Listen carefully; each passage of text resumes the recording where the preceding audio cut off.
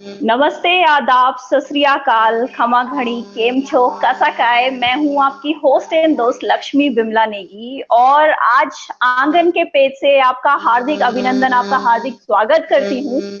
जिनका इंटरव्यू आज मैं लेने वाली हूँ, वैसे तो वो किसी परिचय की मोहताज नहीं है और फिर भी थोड़ी थोड़ी चीजें आपको बता देती हूँ और फिर हम इंटरव्यू की तरफ बढ़ेंगे। She is full of talent. 15 सालों से आप अपनी आवाज का जादू जो है बहुत सारे ब्रांड्स में बिखेर रही हैं और 10 सालों से आप रेडियो में ड्रामा आर्टिस्ट की तरह काम कर रही हैं, बीबीसी की प्रोड्यूसर, कंसल्टेंट। और आपने न जाने अपनी आवाज का जादू कहाँ कहाँ बिखेरा है। और मैंने सुना है कि साथ में आप पोइटस भी हैं और साथ में आप राइटर भी हैं। अरे भाई, इतना सारा कैसे कर लेती हैं? और आपको इसके बारे में बहुत कुछ पता चलेगा।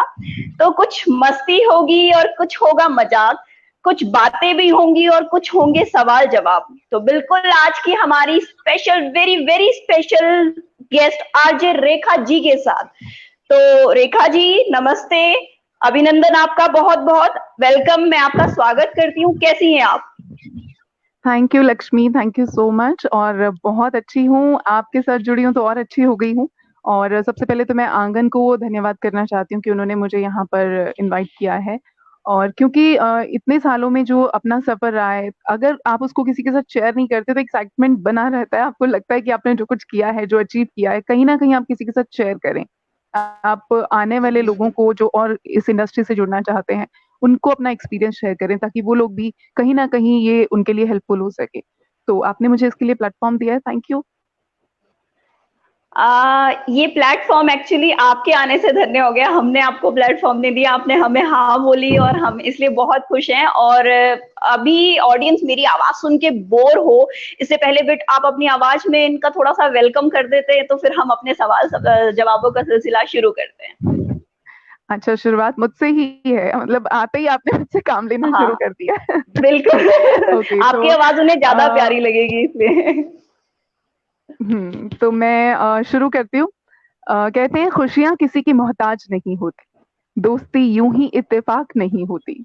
कुछ तो मायने बेशक। होंगे इस पल के, वाह। कुछ तो मायने होंगे इस पल के, वरना यूं ही आपसे मुलाकात नहीं होती। मैं हूं आपके साथ वाह, आपकी दोस्त बहुत। रेखा, एफएम गोल्ड, एफएम रेनबो से। और आज लक्ष्मी जी मुझसे जो भी सवाल करेंगी आपके बिहाफ पे, मैं उन सबके जवाब देने के लिए यहाँ पे मौजूद हूँ। और उम्मीद है कि जो भी आप मुझसे पूछेंगी मैं अपने बेस्ट तरीके से आपको आंसर करके यहाँ से जाऊं। थैंक यू सो मच, शुक्रिया आपका बहुत बहुत। और पहला सवाल की तरफ मैं रुख करती हूँ। कोशिश करते हैं कि धीरे धीरे हमसे लोग कनेक्ट हो। आंगन के पेज पे ये लाइव हो रहा है तो प्लीज आप हमें कमेंट कर दें सो दैट हमें भी पता चले कि कितने लोग हमें देख रहे हैं और कौन कौन यहाँ पे लाइव है। तो पुनीत राजा जी, कुंवर नरेंद्र सिंह नेगी, उमंग अग्रवाल, आप सबसे गुजारिश है कि आप एक बार कमेंट कर दीजिएगा नीचे तो हमें पता चले कि लाइव सेशन चल रहा है या नहीं चल रहा। तो पहले क्वेश्चन की तरफ रुख करते हैं। आप पिछले लगभग 13 सालों से ऑल इंडिया रेडियो में काम कर रही हैं, एफएम गोल्ड चैनल के साथ काम कर रही हैं। और 13 सालों का ये लंबा सफर आपने कैसे तय किया? और सबसे पहले तो हाउ ये आपको रियलाइज कैसे हुआ कि यार अब तो आरजे ही बनना है? एक्चुअली जैसे आपने कहा कि करीब 13 साल हो गए हैं मुझे वहां पर। और ये देखने में बहुत लंबा लगता है, लेकिन ऐसे लगता है जैसे कल जैसी बात है। मतलब जब मैंने यहाँ ज्वाइन किया था और उस दौर से लेके अब तक ऐसा पता ही नहीं चला कि कब ये टाइम बीत गया। और आज भी ऐसे लगता है कि बिल्कुल तरोताजा, वैसे ही मैं नए सिरे से प्रोग्राम कर रही हूँ जैसे फर्स्ट टाइम हम लोग ऑन एयर हुए थे। आज भी वैसा ही फील आता है, आज भी ऐसे ही लगता है कि ऑन एयर जाने से पहले धड़कनें तेज होती हैं, बहुत सारी तैयारी की भी जरूरत होती है कभी कभी। और अच्छा लगता है, वही खुशी जो आपको फर्स्ट टाइम में हुई कभी भी कोई अचीवमेंट के बाद, वही खुशी मुझे आज भी होती है। और जैसे कि आपने कहा कि कैसे लगा मुझे कि मुझे आरजे बनना चाहिए, तो बचपन से मेरा आरजे बनने का सपना था। लेकिन उससे पहले मैं आर्मी में जाना चाहती थी। मुझे लगता था कि मुझे कहीं युद्ध के लिए, लड़ाई के लिए मौका मिले अपने देश के लिए, अरे वो वाह। एक पैशन हाँ था। हाँ। लेकिन वो गाइडेंस तो नहीं मिल पाया। बट धीरे धीरे फिर रेडियो, क्योंकि घर में रहते थे तो रेडियो सुनते थे बचपन में जब भी फ्री टाइम मिलता था, और धीरे धीरे रेडियो से इतना ज्यादा अटैचमेंट हो गया कि मुझे लगता था कि इस बॉक्स के अंदर से जिसकी भी आवाज आ रही है, मुझे इस बॉक्स में जाना है, कहाँ से वो लोग बोलते हैं, कौन सी ऐसी जगह है जहाँ पे बैठ के वो लोग बोलते हैं। और बचपन में ऐसा अंदर से अपने आप ही फीलिंग आने लगी कि जब भी मौका मिलेगा मैं यहीं पे जाऊंगी। अगर कहीं से भी इसका रास्ता मुझे दिख जाए, इस रेडियो के पीछे के छोटे बच्चे होते हैं ना, उन्हें पता नहीं होता कि आवाज कहाँ से आ रही है, वो टीवी के बैक साइड पे जाके देखते हैं, ऐसे मैं रेडियो के बैक साइड पे जाके देखती थी कि कौन है जो यहाँ से बोल रहा है। और वो ड्रीम जो बचपन में उसने जगह की अपने मेरे दिमाग में, वो शायद बड़े होने तक कभी निकला ही नहीं। ऐसा लगता था कि बस कभी भी मुझे मौका मिले, गाइडेंस मिले, रास्ता मिले कि मैं कहाँ से यहाँ पे पहुंचूं। और धीरे धीरे वो रास्ते बने और मैं यहाँ पहुंच गई।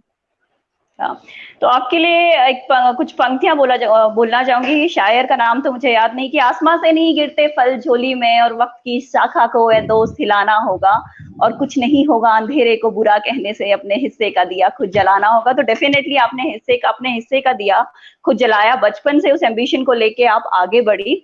बहुत बहुत शुभकामनाएं आपको। तो जब भी हम थैंक कुछ यू। चीज अचीव करते हैं रेखा जी, तो हमेशा क्या होता है कि हमारे बहुत सारे स्ट्रगल्स होते हैं। Sometimes family supports us, sometime don't support us, और कभी कभी ऐसा टाइम भी होता है कि बहुत सारे फेलियर्स होते हैं, बहुत सारे अप एंड डाउन आते हैं। तो एक नॉर्मल इंसान जो होता है वो कभी डिप्रेशन टाइप भी फील करता है। तो आपका कितना नेगेटिव, कितना पॉजिटिव, फैमिली का सपोर्ट कितना रहा, और कैसे, अगर कुछ पल ऐसा भी आया जब आप को लगा कि भाई ये चीज हो क्या रही है, कुछ चीज क्या मैं कर पाऊंगी या नहीं कर पाऊंगी, तो आप उससे कैसे बाहर निकली? देखिए, बीइंग अ गर्ल हम लोगों को हिंदुस्तान में बहुत कुछ फेस करना पड़ता है, क्योंकि फैमिलीज भी ज्यादातर परमिशन नहीं मिलता है, पेरेंट्स के ऊपर भी बहुत प्रेशर होता है, दबाव होता है रिश्तेदारी का, आसपास में अपने से बड़ों का, कि नहीं नहीं लड़कियों को करना क्या है, शादी करो और काम करो। कभी कभी ऐसी सोच भी होती है फैमिलीज पे, जो पुराने लोग होते हैं उनकी। और ऐसे ही मेरे साथ भी बहुत सारे ऐसे लोग थे अपनी लाइफ में जो चाहते नहीं थे कि मैं कुछ करूं ऐसा। हाँ, मेरी मम्मी का, मेरे पापा का मुझे काफी सपोर्ट रहा। पापा भी शुरू में सपोर्ट नहीं करते थे, बट धीरे धीरे जब उनको लगा कि रुकने वाला नहीं है ये तूफान तो उन्होंने भी धीरे धीरे बिल्कुल। सपोर्ट करना शुरू किया। और कभी कभी लड़कियों के साथ ये ज्यादा चैलेंजिंग होता है, क्योंकि बॉयज को तो फिर भी एक चॉइस होती है उनकी अपनी, कि वो क्या कर रहे हैं क्या नहीं कर रहे हैं, और बाहर जा सकते हैं खुल के, कहीं पे भी वो ट्रायल दे सकते हैं या कोई ऑडिशन दे सकते हैं। लेकिन लड़कियों को हर चीज के लिए परमिशन की जरूरत होती है, हर जगह पूछने की जरूरत होती है। मुझे बहुत लोगों ने रोका भी, फैमिली रिश्तेदारी से बहुत लोगों ने रोका, लेकिन अंदर एक वो कहते हैं ना, लगी हुई थी कि नहीं, जाना ही है, कुछ भी हो जाए पहुंचना ही है। और मैंने कई जगह पे इसके लिए शायद घर में अनबन भी किया, झगड़ा भी किया कि नहीं मुझे काम करना है तो करना है। बट आज जब मैं वहां पहुंच गई हूँ, और मुझे ये बहुत मतलब गॉड गिफ्ट है कि मेरे पेरेंट्स हमेशा मेरे लिए सपोर्टिव रहे। लोगों ने प्रेशर जरूर क्रिएट किया, लेकिन फिर भी पेरेंट्स का सपोर्ट पूरा रहा मुझे। और आज जो कुछ मैं हूँ, खास तौर पे अपनी मम्मी का मैं जरूर ये कहूंगी कि उन्हीं का मेरे को ज्यादा सपोर्ट रहा है, कि वो हमेशा अप्रिशिएट करती थी, नानी बहुत अप्रिशिएट करती थी। बट कुछ रिलेटिव्स की वजह से अब धीरे धीरे पेरेंट्स को भी ये चीज समझ में आती है कि जो कुछ आपको करना है वो आपकी लाइफ आप डिसाइड करें, बजाय दूसरों को कि क्या कहेंगे लोग, सबसे बड़ा रोग। तो वो रोग अपने को ना लगाएं, और कोशिश करें कि अपने बच्चों का करियर उनको चूज करने दें और आप उन्हें सपोर्ट करें। तो ये चीज अब पेरेंट्स को समझ में आई है, और अब धीरे धीरे फैमिली का बहुत सपोर्ट है। वो हमेशा इस चीज के लिए तैयार रहते हैं कि मैं कुछ भी करूंगी तो मुझे नहीं रोकेंगे। ये बहुत अच्छी बात है कि फैमिली ने सपोर्ट किया, क्योंकि कई बार ऐसा होता है बहुत सारे, मैं मतलब कास्टिज्म या रिलीजन या इन चीजों पे नहीं जाऊंगी, लड़कियों को बहुत ज्यादा रोका जाता है, और कहा जाता है कि तू ये नहीं कर सकती। जैसे आपने कहा कि आपका शौक था आर्मी में जाने का, मैं खुद एक आर्मी पर्सनैलिटी की बेटी हूँ, और मेरा भी बचपन से यही शौक था। वो कहते हैं ना, कभी कभी ट्रैक अलग चला जाता है। तो I am just working as an teacher, right? तो मैंने आपको मतलब आपका जो मैंने इंट्रो पढ़ा था, जो आपके बारे में जाना, आप 26 जनवरी की जो परेड्स वगैरह होती है उसमें भी कमेंट्री करती हैं। तो आपको कभी वो सपना याद आता है? कैसा लगता है आपको वो कमेंट्री? एक बिल्कुल ही अलग मतलब एक वो है, एक जज्बा है, एक अलग सा एक्सपीरियंस है। तो कैसा लगता है आपको ये सब करके? बहुत मजा आता है। मतलब एक आरजे बनना अपने आप में एक ड्रीम था, वो पैशन था, और वो जब अचीव किया तो पता चला कि वहां जाने के बाद भी बहुत सारी रोड्स निकलती हैं जहाँ पे आप जा सकते हैं। उसमें से एक ये था कि कमेंट्री आप कर सकते हैं। जब आप 26 जनवरी की परेड सुनती थी तो मुझे लगता था कि आवाज की दुनिया के लोग यहाँ पे भी बैठे हैं, उनकी भी आवाज मैं सुन रही हूँ, तो ये लोग यहाँ कैसे पहुंचे हैं, मुझे वो रास्ता ढूंढना है। फिर काफी टाइम लगा उस रास्ते को मिलने में, क्योंकि ज्यादातर जब आप किसी इंडस्ट्री में होते हो तो बहुत से लोग आपको सपोर्ट इसलिए नहीं करते कि कहीं आप उनका रास्ता ना काट दें, या आप वो आपको क्यों गाइड करें, उनको ये हमेशा रहता है डर। कि या तो आपको गाइड करेंगे तो या तो आपको बदले में उनको कुछ मिले, उसके लिए पैसा मिले या कुछ भी, वो क्यों आपको फ्री में गाइड करेंगे। लेकिन मुझे टचवुड के ऐसे कुछ लोग मुझे इस इंडस्ट्री में मिले जिन्होंने मुझे बिना किसी मतलब के लिए बहुत सपोर्ट किया, और उन्हीं में से किसी ने मुझे गाइड किया कि आप ट्राई करिए, ये भी कर सकती हैं आप। उसके बाद मैंने वहां पे अप्लाई किया, और वहां भी एक ऑडिशन होता है, आपका पूरा एक्सपीरियंस देखते हैं कि आप कितने सालों से काम कर रहे हैं और आप कैसा करते हैं, परफॉर्मेंस क्या है आपका, तो वो सब देखा जाता है। वीडियोस भी समटाइम शेयर करने पड़ते हैं, बहुत सारी चीजें। उसके बाद सिलेक्शन हुआ, हजारों लोग अप्लाई करते हैं और कुछ ही लोगों को वहां पे जाने का मौका मिलता है। तो आई एम लकी कि मुझे बिल्कुल, मौका हाँ। मिला। कई बार से, मैं 2-3 बार से तो कम से कम कर ही रही हूँ, और जब लाइव वहां पे आप बोलते हैं और आप अपनी आंखों से देखते हैं, क्योंकि रेडियो पे ऐसा होता है कि आपको लाखों लोग सुन रहे हैं लेकिन आपको एक्चुअल में देखने के लिए नहीं मिलते हैं वो लोग, उनके मैसेजेस आपको आते हैं, आपको पता होता है कि हाँ बहुत लोग सुन रहे हैं। पर 26 जनवरी की परेड एक ऐसी चीज है जहाँ पे आप खुद देखते हैं कि कितना बड़ा वहां पे लोगों का हुजूम है जो कि आपको देख रहा है, सुन रहा है। और बहुत से लोगों की नजरें जैसी आपकी आवाज ऑन एयर होती है तो आपकी कैबिन की तरफ घूम जाती हैं कि अच्छा आवाज यहाँ से आ रही है, ये बोल रहे हैं। और जब उनके एक्सप्रेशंस देखने के लिए मिलते हैं कि हाँ बड़ी अच्छी आवाज है, या लोग तालियां बजाते हैं आपकी किसी भी बात पे, तो बहुत अच्छा फील होता है। अभी जब मेरा फर्स्ट एक्सपीरियंस था तो मेरे फर्स्ट ओपनिंग करते ही बाहर से पुलिस के कुछ ऑफिसर्स खड़े हुए थे, वो थोड़ी देर के बाद वापस हमारे कैबिन पे आए और उन्होंने मुझे बोला कि रेखा जी आपकी आवाज बहुत अच्छी है और सुनने में इतनी मीठी लग रही है, बाहर की लोग आपस में बातें भी कर रहे हैं कि बड़ा अच्छा मतलब कमेंट्री कर रहे हैं, बोल रहे हैं। तो अपने आप में ना एक खुशी महसूस होती है कि लोग इतना आपको पसंद कर रहे हैं, फिर अपने आप एनर्जी भी और बन जाती है कि आप काम करें और ज्यादा एनर्जी के साथ करें। तो ये चीजें आपको धीरे धीरे कहीं ना कहीं अपने पैशन के साथ और ज्यादा गहराई से जोड़ती चली जाती हैं। बिल्कुल, कहीं न कहीं आप वो जो बचपन का आर्मी वाला सपना था, वो भी वहाँ जी लेती हैं साथ में, मतलब जो मैंने बिल्कुल। आपको सुन के रियलाइज़ किया है। हम्म। अभी मैं अब यहाँ पे हमें कमेंट में नहीं दिख पा रहा है, तो मैं आपको बताऊँ कि हमारे साथ बहुत सारे लोग जुड़े हैं, मैं उनका एक बार स्वागत कर देती हूँ। हमारे साथ पुनीत राजा जुड़े हैं, अनिल शर्मा जी, मनोज कामदेव सर, दोहा गुरु नमस्ते आपको, डॉक्टर दमयंती शर्मा मैम स्वागत है आपका।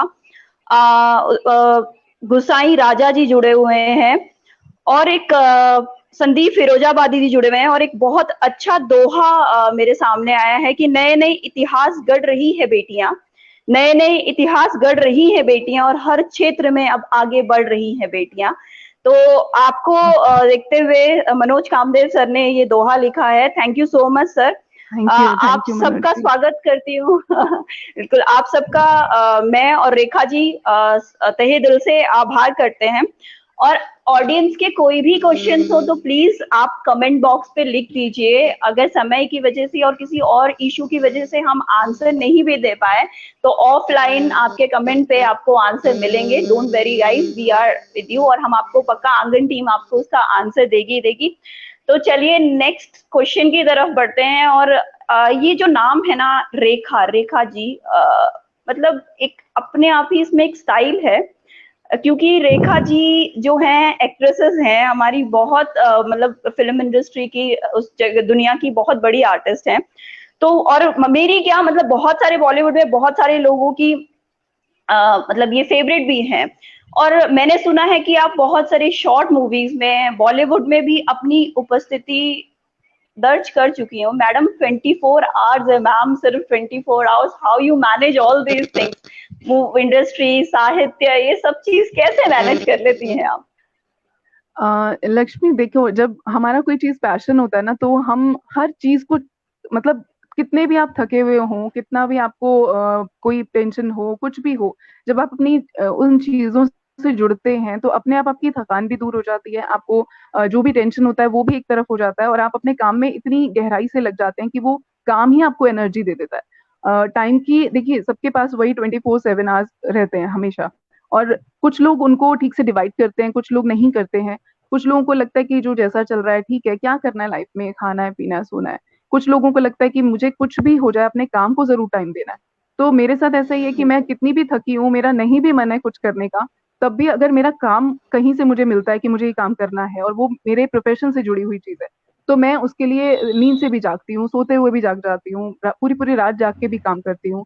और कभी कभी 2-2 दिन सोना भी नसीब नहीं होता है। तो डिपेंड करता है कि आपका अपने काम के साथ कितनी ईमानदारी है, कितना ज्यादा आप उसको पसंद करते हो। और जब कभी कभी कुछ लोगों को प्रोफेशन वो चूज करना पड़ता है जो माँ बाप की जबरदस्ती की वजह से उन्होंने उस प्रोफेशन को पकड़ा हो, या फिर मजबूरियों की वजह से उन्होंने किसी जॉब को पकड़ा हो, तो शायद वहां पे इंटरेस्ट की कमी रह जाती है। लेकिन जब आपका पैशन आपका प्रोफेशन बन जाता है, तो इंटरेस्ट कहीं भी लूज नहीं होता, आपको बहुत अच्छा लगता है, आप कुछ भी करते हो, हर दिन आपके लिए एक कुछ नया सीखने के लिए होता है, कुछ नया करने के लिए होता है।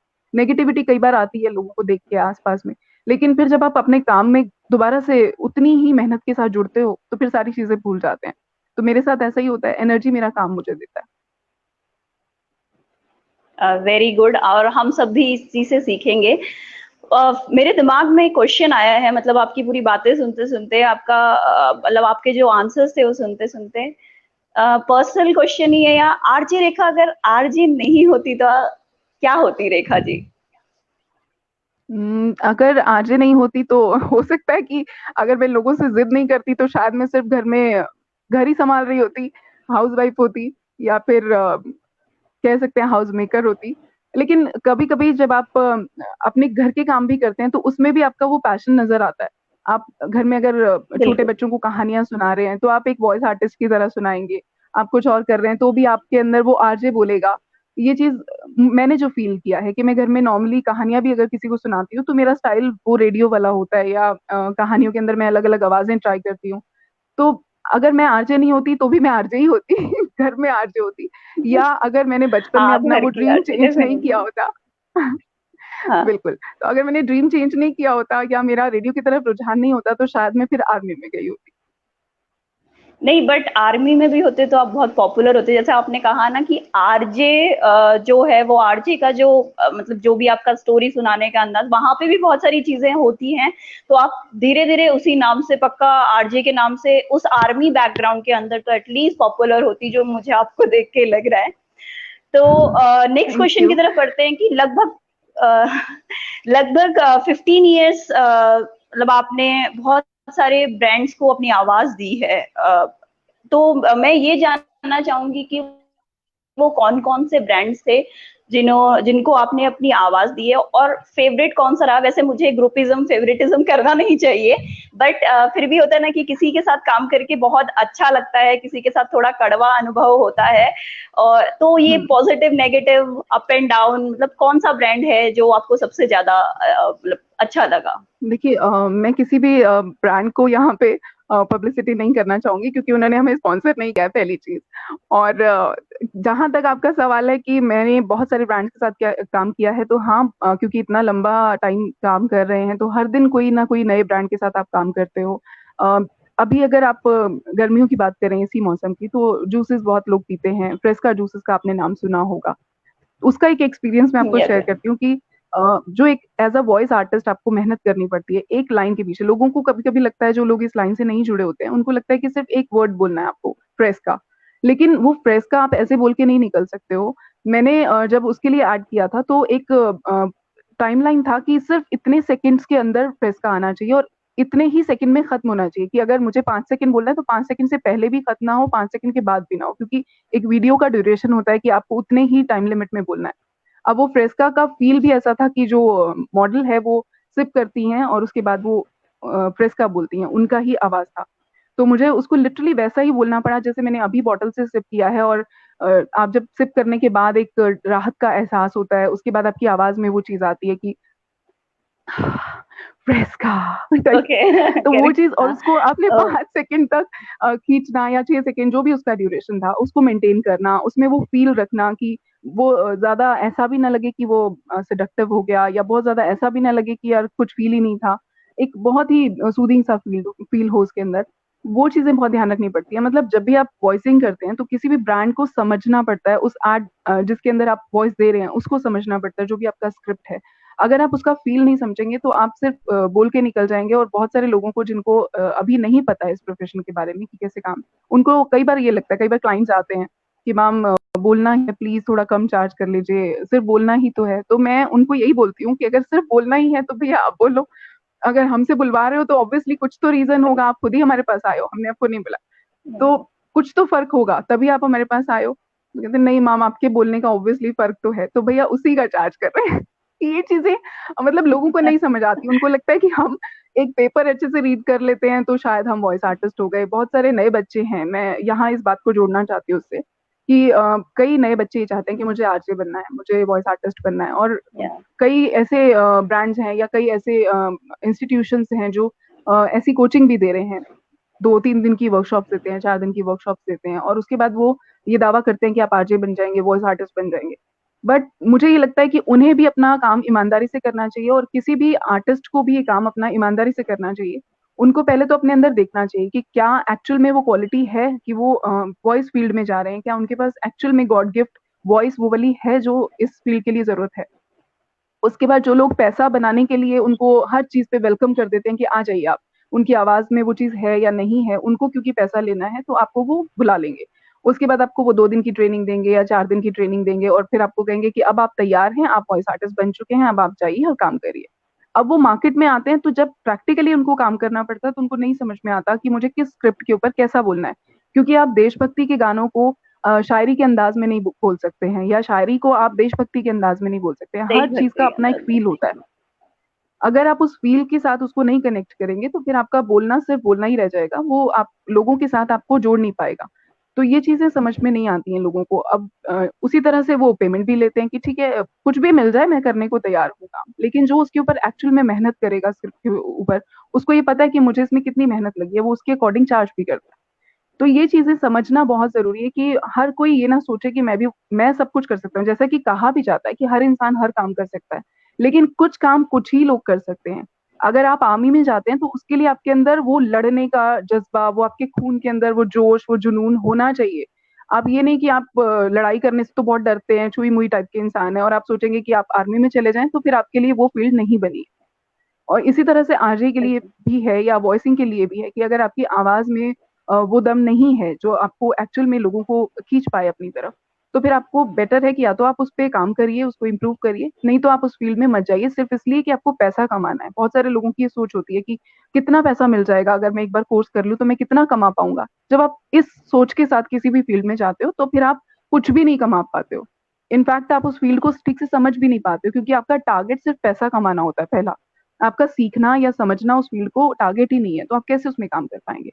तो जो भी नए बच्चे इस फील्ड से जुड़ रहे हैं उनको ये जरूरी समझना चाहिए कि हम जो भी काम करने जा रहे हैं हम उसके लिए क्या तैयारी कर रहे हैं। अब कितने लोग ऐसे होते हैं कि बचपन से उनका एक रीजनल टच आता है, वो रीजनल लैंग्वेज के लिए काम कर सकते हैं, बहुत अच्छा करेंगे, लेकिन अगर वो हिंदी इंग्लिश में जाते हैं तो उनका रीजनल टच वहां पे आ जाता है। तो या तो वो उसको इम्प्रूव करें, और अगर नहीं कर पा रहे हैं तो फिर वो उसके अंदर ज्यादा जबरदस्ती आने की कोशिश ना करें, उससे वो अपना काम ही खराब करेंगे। उनकी एक बार कोई आपसे काम कराएगा, 2 बार कराएगा, तीसरी बार वो आपको रिजेक्ट कर देगा, गलती से अगर आपके साथ जुड़ भी गया। और इस फील्ड में तो हर दिन ऑडिशन होता है, हर दिन आपको कोई भी नया ब्रांड अप्रोच करता है तो वो आपसे पहले एक सैंपल मांगता है कि आप इस पे एक सैंपल दे दें, ताकि हमें पता चले कि इसके ऊपर वर्क कर रहा है नहीं कर रहा है। तो फिर आप वहां फेल हो जाएंगे, फिर आपको सीखने के बाद भी पैसा नहीं मिलेगा, काम नहीं मिलेगा, फिर आप हताश होंगे, निराश होंगे, फिर आप अपने आप को नेगेटिविटी की तरफ ले जाएंगे। तो वो चीजें गलत हैं। आप अपने आप को पहले समझिए, अपने टैलेंट को। मछली का बच्चा जितना अच्छा तैर सकता है वो उतना अच्छा पेड़ पे नहीं चढ़ सकता, बंदर का बच्चा जितना अच्छा पेड़ पे बिल्कुल चढ़ सकता बिल्कुल। है वो उतना अच्छा तैर नहीं सकता। तो आप अपना टैलेंट समझिए कि आपके पास क्या क्वालिटी है, उसके हिसाब से आप काम करिए, वो ज्यादा अच्छा होता है। बिल्कुल, ये क्वेश्चन मैं आपसे बाद में पूछने ही वाली थी, मेरे दिमाग में था, आप शायद दिमाग भी पढ़ लेती हैं। तो बिल्कुल सही बात बोली, मैंने भी खुद ये चीज़ें देखी हैं फेसबुक में कि पैंडेमिक सिचुएशन स्पेशली कोरोना के टाइम पे क्या हो रहा है। मैं ये नहीं कहूँगी कि हर कोई 2 दिन में आपको वो बिज़नेस मैन या बिज़नेस वुमेन या बहुत बड़ा बिज़नेस करना सिखा रहे हैं। तो मेरा भी हम्म। यही मानना है कि जो भी यूथ है, जो भी इस फील्ड में जाना चाहता है, चाहे किसी भी फील्ड में जाना चाहता है कि आइदर वॉइस ओवर आर्टिस्ट बनना है, आरजे बनना है, आर्मी में जाना है, टीचर बनना है, पहले आप खुद को देखिए कि आप क्या उस वर्क के लिए कैपेबल हैं, क्या आप उसको कर पाएंगे। और आरजे रेखा को पक्का सुनिए, ये आंसर पक्का सुनिए तो आपको पता चलेगा कि what you have to do. So next question की तरफ बिल्कुल मूव लक्ष्मी, करते हैं कि मैं यहाँ पे एक और चीज, हेलो, मैं एक और चीज हाँ ऐड जी, ऑन हाँ जी, करना चाहूंगी कि हर चीज के लिए बिल्कुल बिल्कुल। होमवर्क होमवर्क करना पड़ता है। कि बचपन से अगर आपके दिमाग में ये चीज है, या जब भी आपके दिमाग में ये चीज आई है कि आपको इस फील्ड में जाना है, तो आप तभी से उसके लिए काम करना शुरू करिए, होमवर्क करना शुरू करिए। आप देखिए जैसे हम लोग काम भी करते हैं, आप क्योंकि आपने क्वेश्चन की बात की कि आप लास्ट में लेने वाली थी बट यहीं कवर हो गया, तो मैं इसको यहीं थोड़ा सा और ऐड ऑन करूंगी बिल्कुल। हाँ। कि जब आप कोई स्क्रिप्ट रीड करते हैं तो मान लीजिए आपको 3 पेजेस पढ़ने हैं, 10 पेजेस पढ़ने हैं, 20 पेजेस पढ़ने हैं, लेकिन अगर आपका स्टेमिना नहीं है उतना, आपको रीडिंग की आदत ही नहीं है, तो भले ही आप कितना भी अच्छा पढ़ते हो, आप शुरू जितनी एनर्जी के साथ करोगे, लास्ट में जाते जाते आपकी एनर्जी बिल्कुल खत्म हो जाएगी।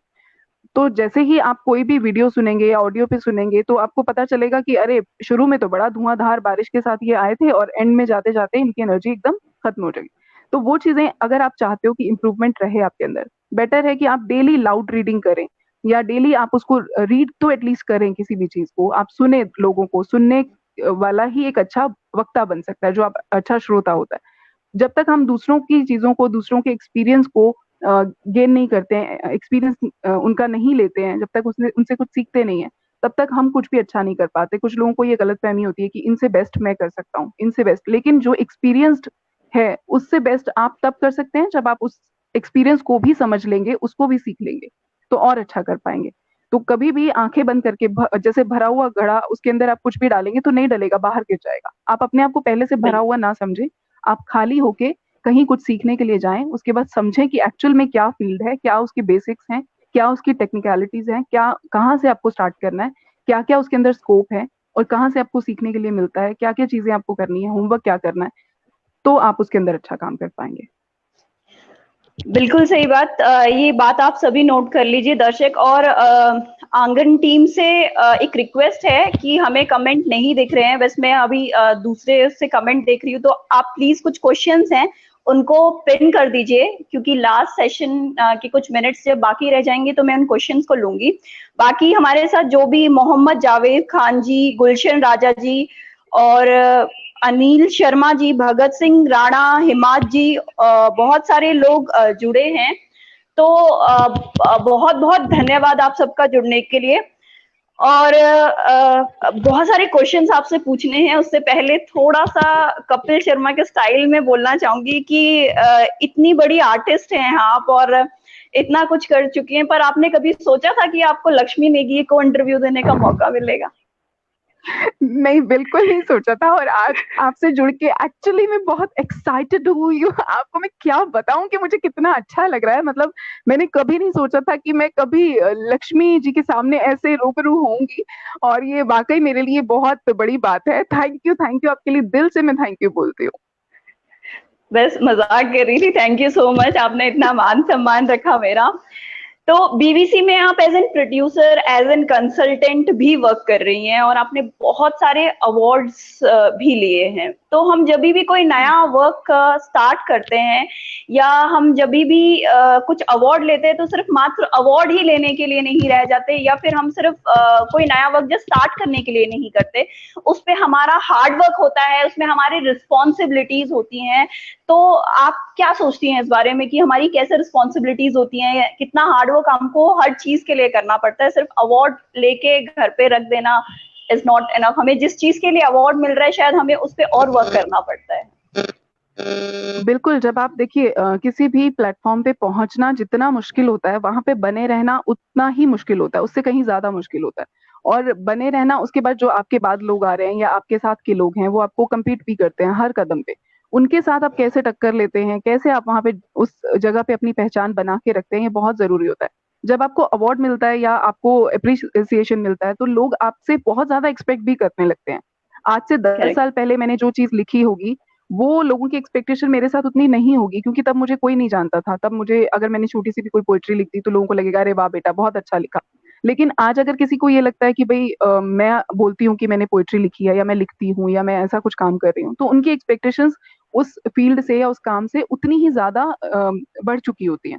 अब क्योंकि इतनी जनता आपको देखती है, सुनती है, और ये आज के टाइम पे कुछ भी हिडन नहीं होता है। सब चीजें पब्लिकली सबके सामने होती हैं कि आपके पास क्या टैलेंट है, लोग खुद से देखते हैं और जज करते हैं।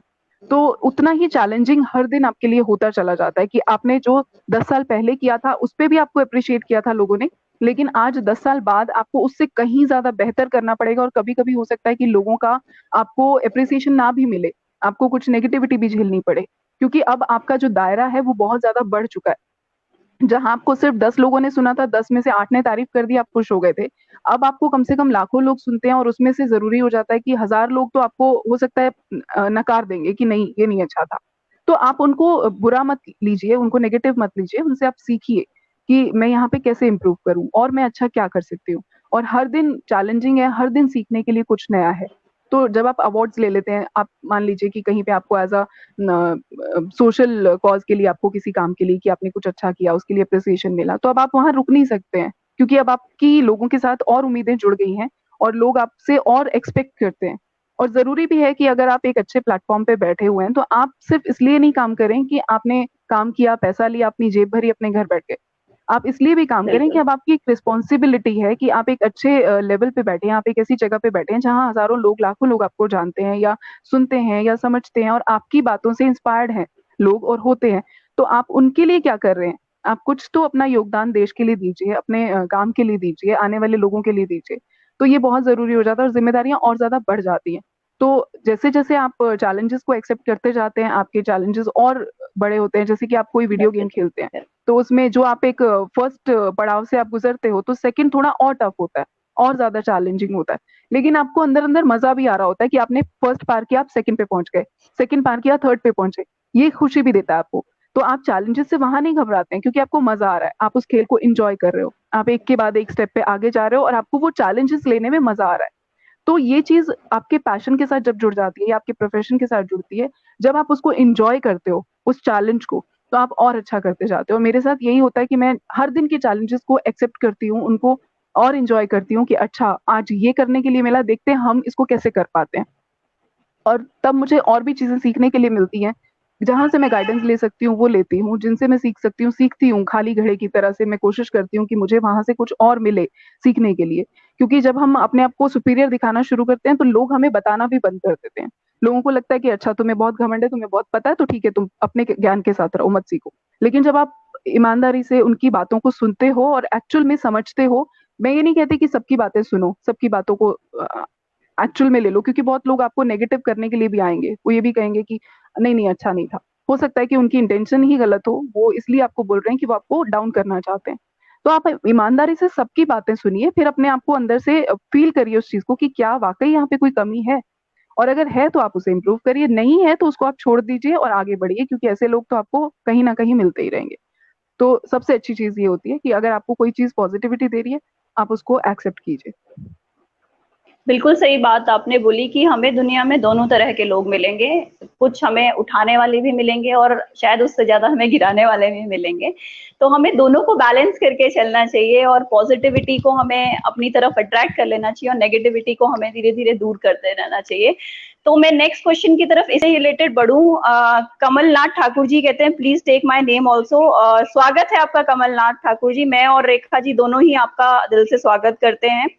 जी मैं फिर वेलकम। से एक बार आंगन टीम से गुजारिश करना चाहूंगी, उनसे रिक्वेस्ट करना चाहूंगी कि प्लीज जो भी लोग क्वेश्चंस पूछ रहे हैं, हम लेंगे इन क्वेश्चंस को लास्ट में, तो आप प्लीज इनको पिन कर दीजिए ताकि मैं ज्यादा से ज्यादा क्वेश्चन लास्ट सेशन के एंडिंग में ले पाऊं।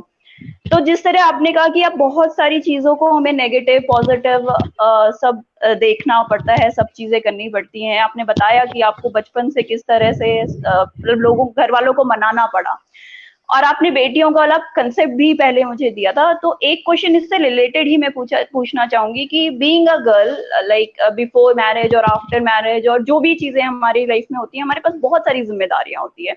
लाइक हमें सुबह उठ के सारा घर को भी देखना होता है, then we have to go out, और कभी हमें ऐसा समय भी होता है कि रात रात भर भी हमें वर्क करना पड़ता है।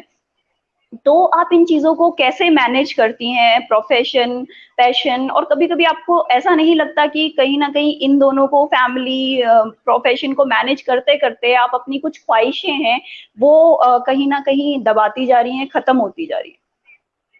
देखिए बिल्कुल होता है, क्योंकि कभी भी आपको 100 में से 100 चीजें नहीं मिलती हैं। कंप्लीटली आपको कभी भी लाइफ में कुछ नहीं मिलता है, कुछ ना कुछ तो कमी रह जाती है। लेकिन आप ये सोचें कि आप अंबानी बन जाएंगे या आप बिल गेट्स बन जाएंगे या फिर आप बहुत बड़े सुपरस्टार बन जाएंगे, तो ऐसा नहीं होता है। कभी कभी जहां से आपने स्टार्ट किया है, आप जीरो से अगर शुरू हैं और अगर आप 10 तक भी पहुंच गए हैं, तो ये आपके लिए अचीवमेंट है। या आप जीरो से स्टार्ट किया भी अगर आपने, तो ये भी आपके लिए अचीवमेंट है। आप कभी भी ये सोच के हताश ना हो कि मुझे तो 100 ही चाहिए था और 100 नहीं मिला तो मैं कुछ कर ही नहीं पाया, मैं तो फेलियर के साथ जी रहा हूँ। तो ऐसा नहीं होता है, जो भी आपने जहां से स्टार्ट किया वहां से आप कितनी दूरी तक चले हैं वो जरूरी होता है। और हर दिन कुछ ना कुछ ऐसा होता है काम के साथ साथ। मैं बहुत लकी रही हूँ कि मेरी मम्मी का बहुत सपोर्ट है, वो हर चीज से मुझे संभालते हैं, भैया सिस्टर्स हैं, पापा हैं, हर लोग मेरे लिए बहुत ज्यादा सपोर्टिव हैं। तो मुझे उतना ज्यादा चैलेंजिंग नहीं होता। लेकिन जो गर्ल्स ऐसी होती हैं कि उन्हें फैमिली भी बहुत ज्यादा मैनेज करना पड़ता है, संभालना पड़ता है, हर चीज के लिए ध्यान देना पड़ता है, तो वहां उनके लिए थोड़ी सी दिक्कत आती है। पर मैं हमेशा यही कहूंगी कि कहीं पे भी कुछ भी हो जाए, कुछ भी आपके रास्ते में आ जाए, क्योंकि देखिए जितना ज्यादा तराशा जाता है वो तभी हीरा बनता है, जितना ज्यादा चोट सहती है कोई पत्थर, तभी वो जाके मूर्ति बनता है। तो अगर आपके साथ इतने सारे चैलेंजेस आ रहे हैं, आपको बहुत ज्यादा मुसीबतें आ रही हैं, आपको बहुत ज्यादा मेहनत करनी पड़ रही है, तो समझ जाइए कि आपको बहुत ज्यादा भगवान निखारने के पीछे दौड़ रहा है, तो आप उतना ही बिल्कुल। ज्यादा करेंगे। अदरवाइज आपके पास अगर कोई चैलेंजेस ही नहीं है, कोई टेंशन ही नहीं है, तो आप स्मूथ लाइफ जी रहे हो, तो आप कभी भी कुछ करने के लिए ज्यादा प्रयास नहीं करते हो, ज्यादा एफर्ट्स नहीं करते हो, क्योंकि आपको पता है कि लाइफ मजे में चल रही है, मुझे करना क्या है, खाना है, पीना है, पहनना है, घूमना है। तो आप कभी भी कुछ अचीव करने के लिए भागते ही नहीं हो।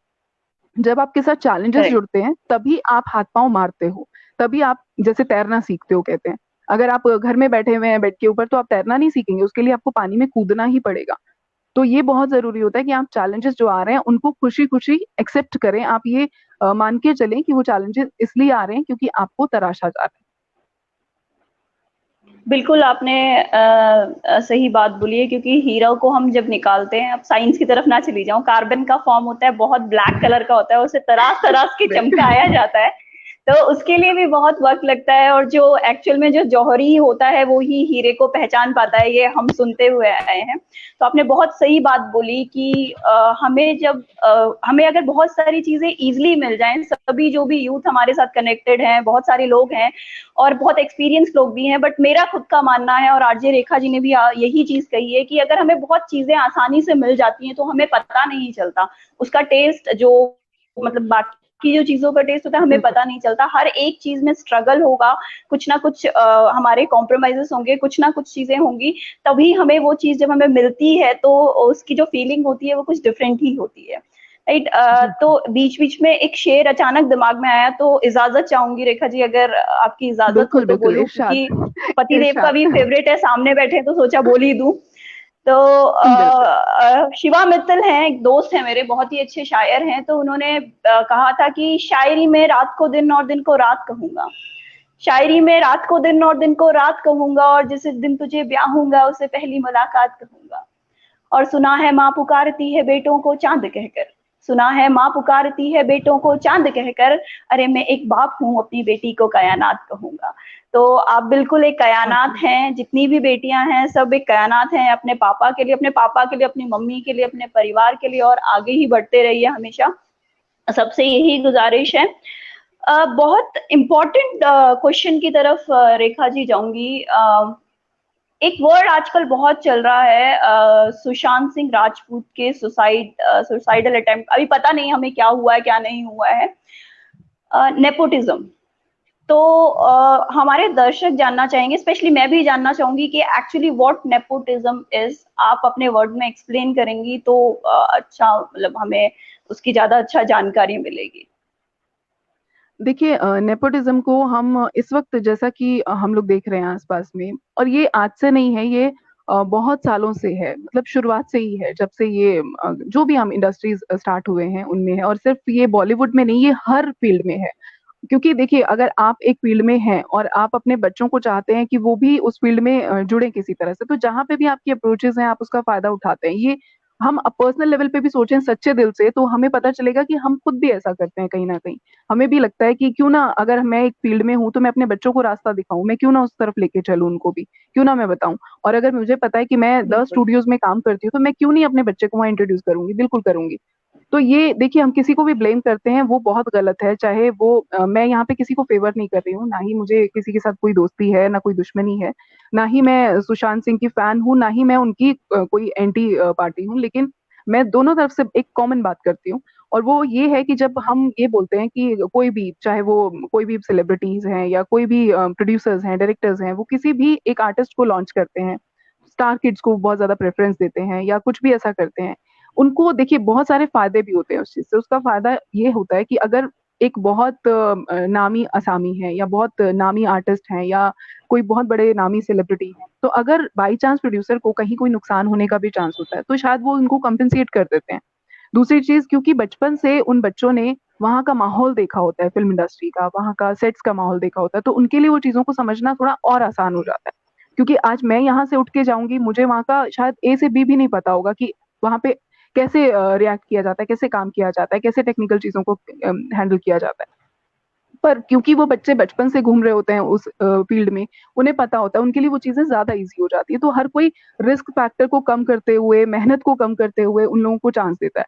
आज मैं लोगों से ये पूछना चाहती हूँ इस प्लेटफॉर्म के माध्यम से, क्योंकि आपने जब ये बात छेड़ी है तो मैं इस पे थोड़ा सा अ, इस टॉपिक पे आती हूँ कि हम लोग खुद जो ये कहते हैं कि स्टार किड्स को लॉन्च किया जाता है, उन्हीं को प्रेफरेंस दी जाती है, उन्हीं को मूवीज दी जाती है, हम में से खुद कितने लोग ऐसे हैं जो रिस्क लेके किसी नए आर्टिस्ट की मूवी को देखने के लिए जाते हैं। आज मैं अगर लॉन्च होती हूँ, मेरी कोई मूवी आती है, तो कितने लोग ऐसे होंगे जो जाएंगे अपने 1,000 रुपए खर्च करके एक टिकट लेके कि जाएं, रेखा कोई है आर्टिस्ट, उनकी कोई मूवी लगी है, चलो देख के आते हैं।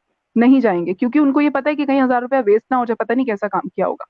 पर वहीं पे अगर कोई बड़े स्टार की मूवी आती है तो हम आंख बंद करके भी चले जाते हैं कभी कभी, क्योंकि वो हमारे फेवरेट हैं, या फिर उनका हमें पता है कि काम कैसा करते हैं, या फिर हमें ये पता है कि कोई स्टार किड है तो उनके फादर का हम फैन फॉलोइंग रही है और उनको लोग बहुत मानते हैं, हम बहुत मानते हैं, तो हम चले गए।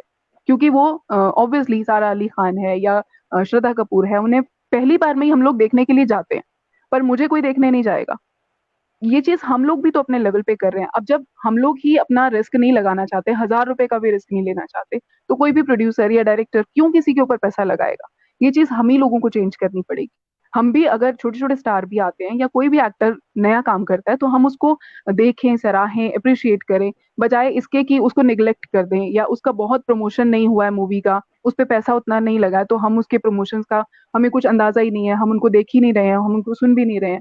पर जो इतना धुआंधार प्रमोशन कर रहे हैं क्योंकि उनके पास पैसा बहुत है, उन्होंने बहुत अच्छे स्पॉन्सर्स मिल गए हैं उनको क्योंकि उनका नाम बहुत है, तो उनका ऑब्वियसली मार्केटिंग बहुत तगड़ी होगी। तो हम लोग उनको प्रेफरेंस देते हैं, हम उनके ऊपर पैसा भी खराब करते हैं, हम जाते भी हैं देखने, चाहे वो मूवी बाद में फ्लॉप हो, लेकिन हम एक बार तो गए, रिस्क तो हमने लिया। क्यों नहीं हम नए लोगों को करते हैं? आज सुशांत सिंह को जितने मिलियन लोग फॉलो कर रहे हैं, अगर यही चीज उसके जीते जी हुई होती, उतने स्टार फॉलोइंग मतलब लोगों उनको ने उनको पहले फॉलो किया होता, तो शायद हर कोई प्रोड्यूसर उनको अपनी मूवी लेना चाहता, बनाना चाहता उनको साथ लेके, क्योंकि उसे पता था कि इसको चाहने वाले बहुत लोग हैं, इससे मुझे पैसा निकल ही जाएगा, इससे मुझे 10 गुना पैसा मिलेगा। क्यों नहीं करते लोग? अगर आप जीते जी किसी को इतनी वैल्यू दे दें, तो उसे ये सब शायद स्टेप ना उठाना पड़े, या फिर कोई लोग उसके साथ उस तरह की गलत हरकत ना कर सके। मुझे नहीं पता कि क्या हुआ है, लेकिन जो भी हुआ है उसके पीछे कुछ तो रीजन होगा, कहीं ना कहीं कोई चीज तो ऐसी होगी। अगर यही रीजंस हैं कि उनको निग्लेक्ट किया गया और या फिर किसी ने जानबूझ के उनको रास्ते से हटाया, तो हम लोगों को ये चीज सोचनी पड़ेगी। हम लोगों को एज अ दर्शक सपोर्ट करना पड़ेगा नए आर्टिस्ट लोगों को। अभी क्या होता है कि हमारी भी इंडस्ट्री में, जैसे वॉइसिंग की मैं बात करूं, तो बहुत सारे लोगों का एक ढर्रा बना हुआ है कि सरकारी एड है तो भैया वो गिने चुने कुछ सरकारी नाम है, वही लोग आगे आएंगे, वही लोगों ने एक लॉबी बनाया है, उसी के अंदर से तू मुझे काम बता, मैं तुझे काम बताऊं। तीसरा अगर कोई आता है तो उनकी नजरें अजीब होती हैं कि ये कहाँ से आ गया, इसको हटाओ यहाँ से। क्योंकि उनकी अप्रोच बहुत है, उनकी जान पहचान बहुत है, उनको सब लोग जानते हैं, तो वो उसको कहेंगे अरे यार इसको मत बुलाना अगली बार से, हम है ना, मैं तुम्हें दूसरा आर्टिस्ट देता हूँ। ये चीजें होती हैं। तो आप क्यों किसी का रास्ता काटते हैं? आप अपने से काम से मतलब रखिए। अगर आप किसी को सपोर्ट कर भी रहे हैं तो अच्छी बात है, आपको बदले में वो काम देता है, लेकिन आप, अगर कोई तीसरा बंदा आपके बीच में आ गया तो आप उसको धक्के मत मरवाइए, आप उसको हटवाइए मत। ये हर जगह होता है। लेकिन अगर आप इन लोगों से हट के, आप उस लॉबी को बिल्कुल नकार के, लात मार के, और आप अपना काम, अपना रास्ता बनाते हैं, आप इस राह नहीं तो उस राह से रास्ता निकालते हैं, आप कहीं से भी जाते हैं, आपको क्योंकि पता है कि आप काम जानते हैं, आपको स्कोप मालूम है कि कहाँ कहाँ है इस फील्ड का, और आप उसमें से कहीं से भी, ऐसा नहीं है कि बॉलीवुड मूवी नहीं मिली तो सीरियल्स नहीं है, सीरियल्स नहीं है तो शॉर्ट मूवीज नहीं है। जब आपके पास टैलेंट है तो प्लेटफॉर्म्स बहुत सारे हैं, आप कहीं से भी लोगों को अपना टैलेंट दिखा सकते हैं। हम क्यों हमेशा ये सोचते हैं कि कोई बड़ा इंटरव्यूअर ही हमें कॉल करेगा तभी हम इंटरव्यू देने जाएंगे? क्यों? अगर हम, थोड़े बहुत भी लोग मुझे जानते हैं और मैं किसी ऐसे इंसान के साथ इंटरव्यू के लिए जुड़ती हूँ जो उनको, शायद वो शुरुआत कर रहे हैं, जैसे मैं आंगन की बात करूँ, आंगन ने अभी शुरुआत की है, अगर मैं वहां पे उनको ये बोलूँ कि नहीं नहीं आपको तो भैया अभी कुछ ही लोग जुड़े हैं, मैं क्यों आपके साथ आऊँ, मेरी तो वैल्यू नहीं, तो ये चीज गलत है। हमें उनको सपोर्ट करना चाहिए, जितना मैं अपने लेवल पे अपने से पीछे वालों को सपोर्ट कर सकती हूँ, उतना मुझसे आगे वालों को मुझे सपोर्ट करना चाहिए। एक दूसरे के साथ मिलके हम एक अच्छी चीज लोगों को, दर्शकों को दे सकते हैं, अच्छी चीज श्रोताओं को दे सकते हैं, अच्छाई फैला सकते हैं, पॉजिटिविटी फैला सकते हैं, बजाय एक दूसरे को गिरा के, पायदान बना के, उनकी पीठ पे चढ़ के आप अपनी सक्सेस का रास्ता मत ढूंढिए। कोशिश करिए कि सबको साथ लेके चलिए। अगर आप किसी को गाइड कर देंगे तो आपको कुछ किस नहीं जाएगा। मुझे बहुत सारे लोग मिले हैं, ऐसा भी नहीं है कि सब लोग बुरे ही हैं, मुझे अच्छे लोग भी मिले हैं इस इंडस्ट्री में जिन्होंने मुझे गाइड किया, जिनकी वजह से आज मैं यहाँ पर हूँ। उन्होंने मुझे बिना मतलब के गाइड किया, मुझे रास्ता दिखाया, मैं हमेशा उनका दिल से धन्यवाद करती हूँ। और नए लोगों को भी अगर आपको कोई रास्ता दिखाता है तो उसकी हमेशा रिस्पेक्ट करो। ये नहीं कि आज आपको रास्ता लेना था तब तो आपने उनको चापलूसी की, आपने तारीफें की, आपने मक्खन लगाया, आप आगे बढ़ गए, और जैसे ही आपको रास्ता मिल गया आपने कहा कि अरे तुम कौन हो, हमने तो तुम्हें कभी देखा भी नहीं, या तुमसे थोड़ा सीखा, हमने तो खुद आता था हमें। ये चीजें बहुत करते हैं बच्चे आजकल। तो हमेशा रिस्पेक्ट करो, जब आप किसी को रिस्पेक्ट दोगे तो आपको रिस्पेक्ट मिलेगी, और जिसने आपको हेल्प किया अगली बार वो ये नहीं सोचेगा कि यार आज के बाद मैं किसी को हेल्प ही नहीं करूंगा, इसको हेल्प करके पछताया। ये चीजें जब आ जाती हैं तो लोग गलत हो जाते हैं। तो कोशिश करिए कि जिसने आपको सपोर्ट किया है आप उसको हमेशा थैंक्स करें, आप उसको हर प्लेटफॉर्म पे याद करें। तो वो लोग और आगे अच्छा काम करना चाहेंगे और लोगों को भी हेल्प करना चाहेंगे, और पॉजिटिव चीजों को जितना हो सके स्प्रेड करें, जितना हो सके पॉजिटिव चीजों की बात करें। क्योंकि अगर हम चारों तरफ नेगेटिविटी ही देखते रहेंगे, जैसे कि आज बहुत सारे न्यूज चैनल करते हैं, हर वक्त सिर्फ नेगेटिव न्यूज दिखाते हैं, यहाँ वो मर गया, यहाँ पे ये हो गया, कभी वो पॉजिटिविटी नहीं दिखाते कि किसी ने कुछ अच्छा भी किया। अगर वो चीजें दिखाएं तो शायद लोगों को पता चलेगा कि कुछ अच्छाई भी है इस दुनिया में, तभी दुनिया टिकी हुई है, वरना सब खत्म हो जाता। तो हमें क्योंकि हम ऐसे प्लेटफॉर्म पे हैं जहां से लोग हमें सुनते हैं, तो ये हमारा ही फर्ज बनता है कि हम ऐसी चीजों को स्प्रेड करें। बिल्कुल आपने बहुत सही बात बोली कि एक्चुअली कहीं न कहीं हम रिस्पॉन्सिबल हैं इस चीज़ को लेकर, ऑडियंस कहीं न कहीं रिस्पॉन्सिबल है, क्योंकि हम लोग अगर एकदम जैसे आपने बोला कि कल को हम ही चले जाएँ, तो हमें शायद कोई देखना पसंद ना करे, अपना 500 या 1000 रुपए खर्च पसंद ना करे, बल्कि जो स्टार किड है, तो वो नेपोटिज़्म तो कहीं न कहीं हमारे साइड से ही शो हो रहा है, तो हम उसका मैं ये नहीं कहूँगी कि हमें पता है कि वो बहुत चमक-धमक वाली दुनिया है और वहाँ बहुत कुछ हो रहा है। तो वहाँ पे ऐसा नहीं हुआ, क्या नहीं हुआ, हमें टोटली ये बात भी नहीं पता है अभी क्या है। बट ये पॉइंट मुझे बहुत अच्छा लगा कि एटलीस्ट हमें अपनी तरफ से, कहते हैं ना कि अच्छाई की शुरुआत जो चैरिटी होती है वो अपने घर से ही शुरू होती है, तो एटलीस्ट हम तो अपनी तरफ से ये कोशिश करें। हम आप सबसे यही गुजारिश अपने करूंगी। लेवल पे हम क्या कर बिल्कुल। रहे हैं, बिल्कुल। हम दूसरों को ब्लेम हाँ। हमेशा करते हैं कि हमने चार नाम ले लिए, हमने सबने उनको ट्रोल करना शुरू कर दिया, हमने टारगेट करना शुरू कर दिया। कितने सारे लोग जो फीमेल आर्टिस्ट हैं, जो फीमेल फेमस एक्टर्स हैं, उनको ट्रोल कर रहे हैं, उनको गलत लैंग्वेज यूज कर रहे हैं। तो भाई आप भी तो गंदगी फैला रहे हो, आप क्या कर रहे हो? आपने भी तो कुछ अच्छा नहीं किया। बिल्कुल सही तो बात। कुछ अच्छा करिए ना, गंदगी को गंदगी से साफ करने की कोशिश मत करिए, आप कोशिश करिए कि उसको आप अच्छाई में कैसे बदलें। आपको अगर लगता है कि उन्होंने उनको निग्लेक्ट किया है तो अब आप ये करिए कि आप अगली बार कोई नया आर्टिस्ट अगर मूवी लेके आए तो आप उसकी मूवी देखने जाइए। बिल्कुल, बिल्कुल सही बात है। तो हम सब यही चाहेंगे कि कोई भी नया आर्टिस्ट होता है, उसे भी मौका मिलना चाहिए। क्या पता वो पुरानों से भी अच्छा करे, क्या पता उसे हम कुछ चीज़ें बताएँ या ऑडियंस कुछ चीज़ दे, पॉज़िटिव, नेगेटिव जो भी उसे चीज़ें बताएँ, वो आगे इम्प्रूव करके और अच्छा उस पे करे। तो यहीं से एक क्वेश्चन और मेरे दिमाग में आया है कि क्या आपको कभी नेपोटिज्म के थ्रू होकर गुजरना पड़ा है इस फील्ड में भी, क्योंकि ये भी बहुत बड़ा है और 15-13 सालों का, 13 से 15 सालों का आपका स्ट्रगल रहा है, 13 से 15 साल आपने इस फील्ड में काम किया है, तो कभी ऐसा हुआ कि आपको भी इन चीजों के थ्रू होकर गुजरना पड़ा? अ, बिल्कुल होता है, और क्योंकि मैं भी इस दुनिया का हिस्सा हूँ तो ऐसा नहीं है कि मेरे साथ कभी ऐसा कुछ नहीं हुआ होगा। अगर मैं ऐसा कहती भी हूँ तो इसका मतलब मैं साफ झूठ बोल रही हूँ। मेरे साथ भी ऐसा हुआ है। नेपोटिज्म कहो उसको या फिर दोस्ती यारी की बात कह लो लोगों की, कि नहीं यार मेरा फ्रेंड, जैसे कि मैंने अभी आपसे कहा था, ऐसी चीजें मैंने भी फेस की हैं। लेकिन मैं उनसे हताश नहीं होती हूँ। मुझे लगता है कि अच्छा ठीक है, तुम्हारा दायरा सिर्फ इतना ही है, तुम इस दायरे में काम करो, मेरा दायरा बहुत बड़ा होने वाला है, मैं इधर नहीं तो कहीं और काम करती हूँ। और मैं करती हूँ, मेरा काम रुकता नहीं है। चलिए 10 चीजों में से आपको 10 नहीं मिलेंगी, लेकिन 7 तो मिलेंगी, 6 तो मिलेंगी, 5 तो मिलेंगी। और सबसे बड़ी बात की एक कला की जो फील्ड होती है, या जो भी आपका काम होता है, वो काम आपको आगे लेके जाता है। आप किसी के अप्रोच से 4 दिन आप रास्ता बना सकते हो, आप उस कुर्सी तक पहुंच सकते हो, लेकिन फाइनली आपका काम ही बोलेगा। अब मेरी आवाज अगर अच्छी नहीं है तो मैं भले ही अप्रोच से आरजे तो बन जाऊंगी, लेकिन मेरे शोज लोगों को तभी पसंद आएंगे जब मेरे पास टैलेंट होगा। मैं भले ही उस कुर्सी पे तो बैठ जाऊंगी, लेकिन लोगों की फैन फॉलोइंग मुझे तब मिलेगी जब मेरे काम में दम होगा, जब मैं काम अच्छा कर रही होंगी। वरना बेशक मैं कुर्सी लेके बैठी हूँ, फिर अब मैं कितने लोगों को ऐसे जानती हूँ जो कि शो की तैयारी भी ऐसे करते हैं कि यार 10 गाने बजाने का टाइम है तो चलो एक गाना शुरू में बजा देंगे, एक लास्ट में बजा देंगे, एक बीच में बजा देंगे, फिर एक ऐड बजा देंगे, फिर एक ये कर वो ये करते हैं। आप अपने प्रोग्राम को तैयार करिए कि आप उसमें कंटेंट क्या देंगे, आप इन्फॉर्मेशन क्या देंगे, आप क्या लेके आ रहे हैं अपने प्रोग्राम में, क्या परोसेंगे लोगों को, क्या क्या उनको अच्छी चीज उस प्रोग्राम के माध्यम से पहुंचाने वाले हैं। जब लोगों को ये अपने आप डिफरेंस दिखाई देता है कि आपने सिर्फ क्योंकि आप आपके कोई फादर वहां पे बैठे थे, आप इसलिए वहां पे पहुंचे हैं और आप उसका फायदा उठा रहे हैं, आप काम पे फोकस नहीं कर रहे हैं, आप सिर्फ इसलिए काम कर रहे हैं कि आपको पैसा कमाना है, आपको वो कुर्सी पे बैठे रहना है, बने रहना है, तो वो लोगों को नजर आता है। ऐसा नहीं है, आप कहीं पे भी देखिए, आपका काम अगर अच्छा है तो वो लोग अप्रिशिएट करते हैं, आपको इतने सारे व्यूज मिलते हैं, यूट्यूब पे मिलते हैं और कहीं मिलते हैं।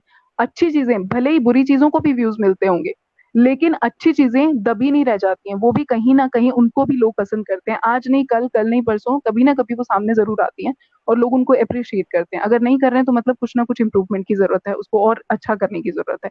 तो नेपोटिज्म मुझे भी फेस करना पड़ा है, बहुत सारे लोगों ने, लेकिन मैं उस एरिया से हट जाती हूँ कि बेटर है कि मैं उस लॉबी को ही छोड़ दूं, वहां पे उन्हीं लोगों को रहने दूं, क्योंकि वो फिर उसी दायरे में रहते हैं, वो उससे आगे बढ़ भी नहीं पाते हैं। उन्होंने जो एक अपना दायरा बनाया है वो उसी में रहेंगे और वो उसी तरह का काम करेंगे। लेकिन जो आपकी आवाज अच्छी है तो बहुत सारे लोग आपकी आवाज के भरोसे पे आपको आते हैं, काम देते हैं, और मुझे देते हैं लोग। तो मुझे कभी ऐसी कोई दिक्कत होती नहीं है, जो शुरुआत में हुई भी। तो अब मुझे लगता है कि नहीं, कोई कुछ नहीं बिगाड़ सकता, अगर आपका काम अच्छा है तो आपको वो आगे लेके ही जाएगा।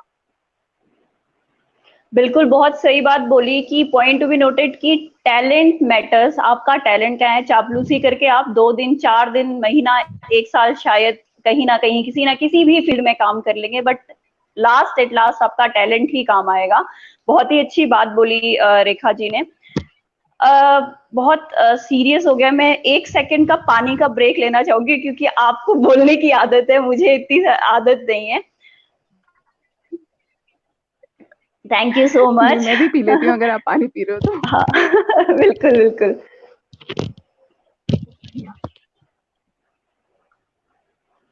यही फायदा होता है ना आरजे की फील्ड के लिए कि आप पर्दे के पीछे पानी पीजिए, खाना खाइए, तो आपको उतना टेंशन नहीं होता हाँ, है। ये पर्दे के बहुत सामने सही है। आपको चीजें कभी कभी, लेकिन लेकिन मुझे लगता है कि ये जरूरी चीजें हैं, इसको निग्लेक्ट नहीं करना चाहिए। आप कहीं भी किसी भी बिल्कुल प्लेटफॉर्म पे हो, कोई वैसे आपको पानी पीने से मना नहीं कर हाँ, सकता है। नहीं वैसे भी अगर हम स्टूडियो में होते और कहीं पे भी अगर इंटरव्यू ले रहे होते, मतलब एक दो फिजिकली हम एक दूसरे के साथ प्रेजेंट होते तो डेफिनेटली चाय पानी सब कुछ होता। बट बहुत ही अच्छा माध्यम बिल्कुल। है। मैं सीरियसली बहुत खुश हूँ क्योंकि देवभूमि उत्तराखंड से मैं दिल्ली अभी भी जुड़ी हुई हूँ, कुछ समय पहले शिफ्ट हुई हूँ, बट अभी भी आरजे रेखा जी जो है दिल्ली से बिलोंग करती हैं। तो फेसबुक या कोई भी जो भी सोशल नेटवर्किंग साइट है, इन्होंने एक बहुत अच्छा प्लेटफॉर्म हमें दिया हुआ है कि हम मतलब इस कोरोना की पेंडेमिक सिचुएशन होने के बावजूद भी हम एक दूसरे के साथ कनेक्टेड रहते हैं। तो थैंक यू सो बिल्कुल। मच, हम दिल से आपको थैंक यू बोलना चाहेंगे। एक बहुत बहुत ज्यादा थैंक यू। सीरियस चीजें हो गई हैं, तो एक क्वेश्चन आता है भाई, मतलब अगर मुझे कोई बोलता कि आपको टाइटल देना है तो मेरे को पहले तो बहुत कंफ्यूजन होती, बट एक टाइटल मेरे दिमाग में आता, ब्यूटी विद ब्रेन, राइट। और वॉइस तो माशाल्लाह आपको ऊपर वाले ने पता नहीं इतनी सारी चीजों से नवाजा है, बहुत सारी। तो कुछ टिप्स अगर हमें भी दी जाए कि भाई थोड़ा खूबसूरत हम भी लगे, थोड़ा लोग हमें भी पसंद करें और थोड़ी आवाज हमारी भी अच्छी हो, तो कुछ टिप्स आपसे देखिए, लेना चाहेंगे उस बारे में। हर इंसान खूबसूरत है, क्योंकि हम अगर अपने आप को खूबसूरत नहीं कहते हैं या किसी को भी खूबसूरत नहीं कहते हैं तो वो हम अपनी या किसी की इंसल्ट नहीं कर रहे हैं, हम भगवान की क्रिएशन की इंसल्ट कर रहे हैं। तो बेटर है कि हर चीज जो भी जैसी है वो वैसे ही बहुत खूबसूरत है, उसको हम स्वीकार करें, उसकी रिस्पेक्ट करें। आवाज की बात आपने की, तो आवाज के लिए सबसे अच्छा होता है कि आप, मैं जो करती हूँ अपने लिए, मैं ठंडा पानी बिल्कुल नहीं पीती हूँ, चाहे गर्मी हो या सर्दी हो, मैं कभी भी ठंडे पानी को टच भी नहीं करती हूँ, कोल्ड ड्रिंक्स नहीं पीती हूँ। पहले पीती थी, लेकिन अब जब इस प्रोफेशन में पूरी तरह से लगी हूँ तो फिर मैं अपना थोड़ा सा ध्यान रखती हूँ। हरी मिर्च मुझे बहुत पसंद है, वो मैं बहुत खाती हूँ। मुझे नहीं पता उसका क्या फायदा होता है, लेकिन मुझे बहुत अच्छी लगती है हरी मिर्च, बहुत वैसे देखा जाए तो काफी सेहत के लिए भी अच्छी होती है वो। और जहां तक हो सके खट्टा चीजें जैसे इमली हुआ, अमचूर हुआ, ये इस तरह की चीजों को हमें अवॉइड करना चाहिए। लाउड चिल्लाना, चीखना, बोलना, उन चीजों को अवॉइड करना चाहिए, ये आपकी आवाज को खराब करते हैं। तो जो लोग भी इस फील्ड में आना चाहते हैं वो अपनी आवाज के ऊपर इतना काम करें। और उसके अलावा आप ब्रीदिंग के लिए, कि आपका बहुत सारा अगर आपको रीड करना है या रिकॉर्ड करना है तो आपका ब्रीदिंग में प्रॉब्लम ना हो, आपका सांस ना फूले, आपको एनर्जी लेवल कम ना लगे, आप अपनी डाइट का ख्याल रखें। आप ये ध्यान रखें कि कितना आप रीडिंग के लिए सक्षम हैं, आप कितना रीड कर सकते हैं, वो आपको धीरे धीरे प्रैक्टिस से आएगा। जब आप रेगुलर उसको आदत में बनाते हैं, आप बहुत अच्छे से खूब लाउड रीडिंग करते हैं, और अपना इसको स्टेमिना बिल्डअप करना कहते हैं कि आप एक दिन एक पेज पढ़ेंगे, उसमें थक जाएंगे, दूसरे दिन आप 2 पढ़ पाएंगे, 3 पढ़ पाएंगे, धीरे धीरे आप उस पर इम्प्रूव करेंगे। तो आप रीडिंग को आप कोशिश करिए कि लाउड रीडिंग करें, ताकि आप उसकी चीजों को और ज्यादा इम्प्रूव हो सके, वो आप और ज्यादा मेहनत के साथ, या आपका सांस ना भूले, आप अच्छे से कर सकें। तो ये चीजें बहुत जरूरी है। नींद आप अच्छी लें, क्योंकि अगर आपकी नींद पूरी नहीं होती है तो वो भी भारीपन आपकी आवाज में आ जाता है, आपको थकान महसूस होती है, आप उतनी एनर्जी के साथ नहीं बोल पाते हैं। और एक सबसे जरूरी टिप जो मुझे लगता है कि आप जब भी किसी चीज के बारे में बात कर रहे हैं, किसी भी स्क्रिप्ट पे आप बात कर रहे हैं, या किसी भी टॉपिक पे आप बात कर रहे हैं, उस टॉपिक की जो एक फील होता है, आप उसको जरूर समझें। क्योंकि अगर मैं ये बोलूं कि मुझे कहीं पे कोई सैड मोमेंट है, मुझे किसी ऐसी बात पे बात करना है कि मैं किसी के डेथ की बात कर रही हूँ, या किसी दुखी इवेंट की, किसी चीज की बात कर रही हूँ, किसी टॉपिक की, तो मुझे वहां पे अपने फेस पे वो एक्सप्रेशन लाना चाहिए, तभी वो मेरी आवाज में आएगा। अगर मैं वहां पे स्माइल कर रही हूँ और मैं सोच रही हूँ कि मेरी आवाज में शायद दर्द छलकेगा, तो नहीं हो पाएगा। लेकिन वहीं उल्टा इसका, बिल्कुल। अगर आपको लगता है कि आप कहीं कोई ऐसे टॉपिक पे बात कर रहे हैं जहाँ पे आपके मुंह पे स्माइल होनी चाहिए, तो आप बिल्कुल हंसते हुए बोलिए। अब मेरे लिसनर्स मुझे सुनते हैं तो कई बार बोलते बिल्कुल। हैं, रेखा जी आप हंसते रहते हो क्या? तो मैं एक्चुअल में हंसती हूँ। जब मैं बात करती हूँ तो मैं स्माइल कर रही होती हूँ, तो वो मेरे आवाज में आता है। वो खनक, वो चीज तभी आएगी जब आप एक्चुअली में स्माइल कर रहे हो। वो आर्टिफिशियलनेस नहीं लगेगी कि आपने हंसा तो भी नकली हंसी हंस दिया, या एक्चुअल में अगर आपके स्क्रिप्ट में वहां हंसने की जरूरत है तो आप हंसिए, आपको स्माइल करने की जरूरत है तो स्माइल करिए, आपको दुखी होने की जरूरत है तो दुखी होइए। जब आप हर चीज को फील करते हैं, जब आप स्क्रिप्ट में पूरी तरह से घुस जाते हैं, या उस स्क्रिप्ट को अच्छी तरह से समझ लेते हैं, तब आप अच्छे से काम कर पाते हैं। तो ये बहुत जरूरी है। आवाज अच्छी होना तो गॉड गिफ्ट है, लेकिन उसके साथ साथ आपका अंदाज आपको और अलग करता है सबसे। और वो तभी आता है जब आप स्क्रिप्ट को समझते हैं। हर चीज को, हर एक चीज को आप एक ही तरीके से नहीं पढ़ सकते हैं।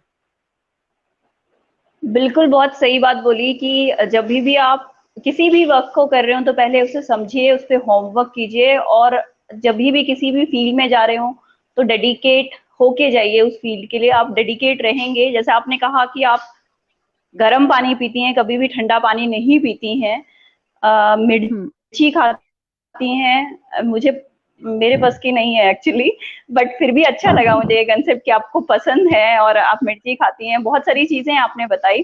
तो जिसको भी आरजे बनना है, जिसको भी वॉइस ओवर आर्टिस्ट बनना है, प्लीज रेखा जी को पक्का सुनिए और इस बात को ध्यान में प्लीज रखिए। मिर्ची वैसे मैं बन जबरदस्ती, सकती हूँ? मिर्ची जबरदस्ती मत खाइएगा, मिर्ची जबरदस्ती मत खाइएगा। वरना ओके। मुझे गालियां देंगे कि रेखा जी ने हमें ये नुस्खा बताया था और हमने इसलिए ऐसा किया। तो मिर्च बिल्कुल। खाना बिल्कुल बहुत ज्यादा जरूरी नहीं है। लेकिन हाँ, आप इतना जरूर करिए कि अगर आप वॉइस इंडस्ट्री से जुड़ रहे हैं तो प्लीज ठंडा बिल्कुल छोड़ दीजिए। ठंडा पानी तो बिल्कुल, आप समझ लीजिए कि आपके वोकल कोर्ड्स के लिए वो जहर है। वो आप बिल्कुल मत पीजिए। और आप कुछ कह रही थी कि आप आरजे बनना चाहती हैं? नहीं, मैंने ये कहा कि मैं कर सकती हूँ क्या? मेरी आवाज में वो दम है, मैं जस्ट ऐसे पूछ रही हूँ आपसे। बिल्कुल है, बिल्कुल है। अब अभी अगर हमारे दर्शक हमें सुन रहे हैं तो वो जरूर बताएंगे कि हाँ, लक्ष्मी की आवाज रेखा से शायद अच्छी है, बहुत अच्छी है। अरे नहीं बिल्कुल आप नहीं। कर सकती हैं। बहुत बड़ी बात बोल दी, थैंक यू सो मच। अब एक दो ऑडियंस की क्वेश्चंस की तरफ जाएंगे। मैं कुछ दो चार क्वेश्चंस और लास्ट में पूछूंगी, उससे पहले मैं ऑडियंस के क्वेश्चंस की तरफ जाऊंगी। अनिल शर्मा जी का हमारे सामने क्वेश्चन है। वो कहते हैं कि what are thinking about radio, TV, music industry when digitalised challenges are coming? देखिए, तो हम क्योंकि क्या अभी सोचते क्या हैं? हो गया। हाँ, हम्म। बिल्कुल। हेलो।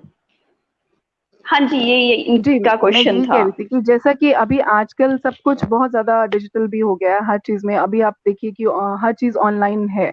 आप कुछ भी काम कर रहे हैं, जो पहले था कि रेडियो के लिए आपको एक बॉक्स होता था बहुत भारी सा, उसके सामने ही आपको बैठना पड़ता था। आज आप अपनी मुट्ठी में लेके घूमते हैं रेडियो और टीवी, यूट्यूब, हर चीज।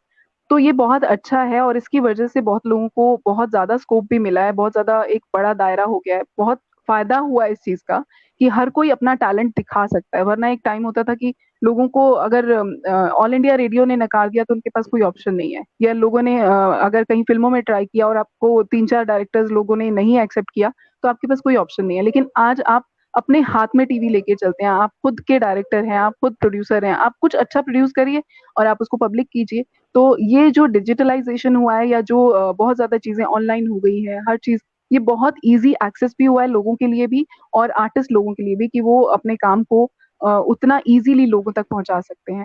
ये मेरे हिसाब से बहुत अच्छी चीज है।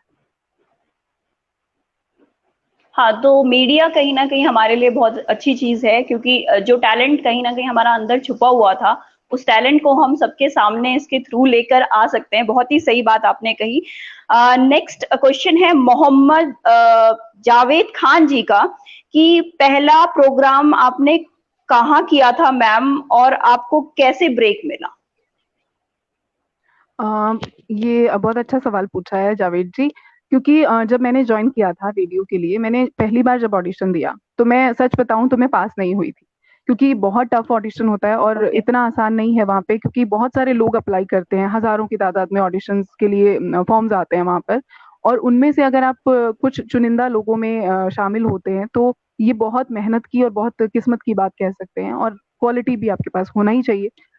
जब मैंने ऑडिशन दिया था, पहली बार मैं नहीं क्लियर हुई थी, लेकिन सेकंड टाइम में जब मैंने फिर से कोशिश की, क्योंकि कहते हैं कि कोशिश करने वालों की हार नहीं होती। एक बार मैं गई, हाँ, मुझे वहाँ नहीं का होती। माहौल पता चला, मैंने देखा कि एक्चुअली में ऑडिशन क्या होता है, कैसे होता है, क्योंकि मेरे लिए वो चीज़ बिल्कुल नई थी, मुझे नहीं पता था कि वहां पर जाके मुझे किसको फेस करना है, क्या करना क्या है। सिर्फ मैं गई थी आंख बंद करके, मुझे ए से बी नहीं पता था इस फील्ड का। और जब मैंने जाके वहां का सब चीजें सीखी, समझी, देखी, तो पहली बार भले मैं फेल हुई, लेकिन सेकंड टाइम के लिए मुझे वो चीजें हेल्पफुल रही। मैंने सेकंड टाइम उसके लिए और तैयारी की, और मुझे अब पता था कि किस टाइप का ऑडिशन होता है, क्या चीजें रहती हैं, तो मैंने उसके हिसाब से अपने आप को प्रिपेयर किया। फिर सेकंड टाइम में जब मैंने ऑडिशन दिया, तो मुझे याद है कि ये कहा गया था ऑडिशन के लिए कि आपको हम 1 हफ्ते के बाद इन्फॉर्म करेंगे जो लोग सिलेक्ट होंगे। और मुझे अभी, मैं घर भी नहीं पहुंची थी कि रास्ते में ही मेरे पास कॉल आ गया था। मतलब मेरे घर का डिस्टेंस बहुत ज्यादा नहीं था वहां से। तो जैसे ही मैं घर पे अभी पहुंचने ही वाली थी, मतलब मैंने एंटर भी नहीं किया था कि मेरे पास फोन आया कि रेखा आप सिलेक्टेड हो। तो मुझे यकीन नहीं हुआ था, और उसका रीजन ये था कि उन्होंने, क्योंकि ये बोला था कि 1 हफ्ते के बाद हम आपको इन्फॉर्म करेंगे, और इतनी जल्दी कॉल आ जाना, तो मुझे लगा किसी फ्रेंड ने शायद मुझसे मजाक किया है कि आप सिलेक्ट हो गई हैं। तो मैंने एक बार डाउट में पूछा कि मैम, आप सच में ऑल इंडिया रेडियो से ही बोल रहे हैं? कहते क्यों, आपको यकीन नहीं हो रहा है कि आप सिलेक्ट हो गई हो? तो मुझे ये था कि नहीं, मुझे यकीन था कि मुझे सिलेक्ट होना है, क्योंकि मेरा ऑडिशन बहुत अच्छा हुआ था, मुझे खुद को पता चल रहा था, अपने आप से फील हो जाता है कि आपने बहुत अच्छा किया है, आप कहीं अटके नहीं, आपने बहुत अच्छे से पढ़ा, आपने हर चीज को फील के साथ पढ़ा। और जब आपने पहली बार, मैंने जैसे ही बोला था, फर्स्ट जैसे ही मैंने बोलना शुरू किया, तो जो भी इंटरव्यू ले रहे थे उन्होंने मुझे ये चीज बोली, वो मुझे नहीं देख पा रहे थे, मैं उनको नहीं देख पा रही थी, क्योंकि एक कर्टन होता है, सिर्फ वो आवाज सुनते हैं और मैं उनकी आवाज सुनती हूँ। उन्होंने मुझे सुनते ही कहा कि रेखा, आप कहीं पे प्रोग्राम कर रही हैं, ऐसा लगता है पहले से कहीं करती हैं। तो मैंने कहा नहीं, मेरे लिए बिल्कुल नया एक्सपीरियंस है, मैंने नहीं किया। और ये उनके लिए भी शॉकिंग था कि आप इतना अच्छा बोल रही हैं, हमें ऐसे लग रहा है कि आप बहुत एक्सपीरियंस्ड हैं और आप काम करती हैं। मुझे ये चीज बहुत अच्छी लगी, और उसी से मुझे एक कॉन्फिडेंस था कि हाँ, मैं सिलेक्ट हो जाऊंगी। मैंने पढ़ा भी अच्छे से था, बहुत सारी चीजें थी, टंग ट्विस्टर्स थे, वर्ड्स थे, बहुत सारी चीजें होती हैं, वो सब बहुत अच्छे से किया। और जैसे ही मैंने उनसे पूछा कि आप वाकई वहीं से बोल रही हैं, तो उनका यही जवाब था कि क्यों, तुम्हें यकीन नहीं था कि सेलेक्ट हो जाओगी? मैंने कहा नहीं, मुझे यकीन था, पर आपने इतनी जल्दी कॉल कर दिया, क्योंकि आपने कहा था 1 हफ्ते के बाद बताएंगे। तो उन्होंने कहा नहीं, जो बेस्ट थे हमारी नजर में, जो सबसे बेस्ट थे, उनको हमने अभी हाथों हाथ फोन कर दिया है कि आप तो सिलेक्टेड हैं ही, और जिन पे हमें सोचना है हम उनको सोचेंगे बाद में। तो उस टाइम पे करीब 1500 या 2000 लोगों ने शायद ऑडिशन के लिए फॉर्म दिए थे, और उसमें से हम लोग शायद मुश्किल से 10 के करीब लोग सेलेक्ट हुए थे, जिसमें से एक बॉय था, बाकी सब गर्ल्स थी। तो ये बहुत, मतलब अपने अंदर से बहुत अच्छी फीलिंग थी। जैसे ही मैंने ये चीज सुनी, मैं मतलब एक एक फुट ऊपर कूद रही थी, मुझे ऐसे लग रहा था कि वाओ, वो चीज जिसके लिए मैं इतने सालों से मतलब एक दिमाग में लेके चल रही थी कि मुझे पहुंचना है, आज मैं पहुंच गई हूँ। बहुत मजा आया था। और जिस दिन पहला शो किया था, उस दिन मेरे हाथ बहुत, मतलब सीट पे बैठते ही मैं बुरी तरह से कांप रही थी पहली बार में, क्योंकि मुझे पता था कि यहाँ पे आपको लाखों लोग सुन रहे हैं, और आप जो भी बोलेंगे वो एकदम ऑन एयर जा रहा है, पता नहीं कोई गलती ना हो जाए, कुछ ना हो जाए, वो एक नर्वसनेस थी। जैसे ही मैंने फर्स्ट ओपनिंग की और अपना फर्स्ट सॉन्ग सॉन्ग प्ले किया, उसके बाद जो मुझे राहत मिली और इतना अच्छा मैंने फील किया कि यार, मैं आज ऑन एयर हो गई हूँ। और इतना मजा आया। घर पे मेरे भाई ने उस टाइम पे रिकॉर्डिंग के लिए, हमारे पास फोन्स में रिकॉर्डिंग नहीं होती थी, तो भाई ने कैसेट लगा के घर के अंदर मुझे ऑन एयर से रिकॉर्ड किया था, वहां से फोन अपने किसी सेट पे सुनते हुए। और वो कैसेट आज भी शायद मेरे पास कहीं पे रखा होगा। और यकीनन उस टाइम पे बहुत सारी कमियां थी, पहली बार जब आप शो करते हैं तो कमियां रहती हैं, लेकिन धीरे धीरे जो फर्स्ट शो जब मैंने खत्म किया, उसके बाद जो मेरे पास कॉन्फिडेंस आया मुझे, हालांकि आज भी मैं जब ऑन एयर जाती हूँ तो स्टार्टिंग में दिल धक धक धक धक होता है कि अब आप ऑन एयर जा रहे हैं, लेकिन धीरे धीरे आप उसके लिए रिलैक्स हो जाते हो, आप अच्छे से काम करते हो, मजा आता है, और वो होना भी जरूरी है, तभी आप कॉन्शियस रहते हो अपने काम को लेके, आप उसके लिए और मेहनत करते हो और अच्छे से करते हो। आज भी मुझे उतना ही मजा आता है जितना पहली बार आया था। मैंने करीब 13 साल पहले पहला शो किया था, और बहुत मजेदार एक्सपीरियंस है वो, मैं आज तक नहीं भूलती हूँ, बहुत मजा आता है। बहुत अच्छा लगा सुन के, और यही 3 वर्ड मेरे दिमाग में फिर आए हैं कि जब भी आप किसी भी काम को करती हैं, प्रोफेशनली करती हैं या अपने पैशन के लिए करती हैं, तो 3 चीजें हमेशा हमें याद रखनी चाहिए। पेशेंस, जो आपने रखा, पहली बार आप सेलेक्ट नहीं हुई तो आपके अंदर पेशेंस था, आपको पता था कि मैं इस चीज को कर पाऊंगी, तो वो पेशेंस, बिल्कुल। एक वो स्ट्रगल, और तीसरी चीज कंसिस्टेंसी। हमारा जो वर्क है वो कंसिस्टेंस होना चाहिए। मैं आपके मतलब एक नेक्स्ट सेकंड लास्ट क्वेश्चन पे जाऊंगी।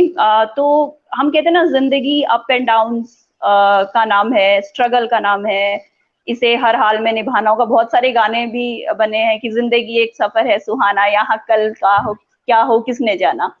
तो आरजे रेखा जी से एक्चुअली मैं ये जानना चाहूंगी कि जिंदगी शब्द के बारे में आप दर्शकों को क्या कहना चाहेंगी? एक्चुअल में जिंदगी है क्या? मेरी नजर में जिंदगी है सोच से लेके सक्सेस तक का रास्ता, एक जर्नी। वो कैसे कि जब आप कोई काम करने के बारे में सोचते हैं, तो समझ लीजिए कि वहीं से एक्चुअल में आपका वो रास्ता शुरू हो गया, वो लाइफ शुरू हो गई। एक छोटा सा बच्चा सोचता है कि मुझे अपनी मम्मी को बुलाना है, मुझे भूख लगी है, कैसे मैं बुलाऊं, तो वो चिल्लाता है, रोता है, जोर जोर से चीखे मारता है। जैसे ही उसकी मम्मी आके उसे खाना देती है तो वो खुश हो जाता है कि हाँ, उसके लिए वही सोच थी, और वहीं से उसने वो सक्सेस हासिल की। ऐसे ही हम अपनी लाइफ में भी करते हैं, जब हमें कुछ करना होता है तो हम शुरुआत करते हैं सोच के साथ कि हमें एक्चुअल में करना क्या है, वहां से हमारी जर्नी शुरू होती है, और लास्ट में जब हम उसे अचीव करते हैं तो वो हमारी सक्सेस होती है। लेकिन उसके बीच में कुछ लोग रास्ते में ही अपना जर्नी को स्टॉप कर देते हैं, किसी भी रीजन से वो हार जाते हैं, वो नेगेटिव हो जाते हैं, या फिर लाइफ उनके पास उतनी नहीं होती है, या कुछ भी कह सकते हैं। तो ऐसा नहीं है कि अचीवमेंट का मतलब सिर्फ यही है कि मैंने सबसे ऊंची चोटी एवरेस्ट की पकड़ ली तो मैं सक्सेसफुल हूँ, या मैंने जो बीच में किया उसकी कोई वैल्यू नहीं है।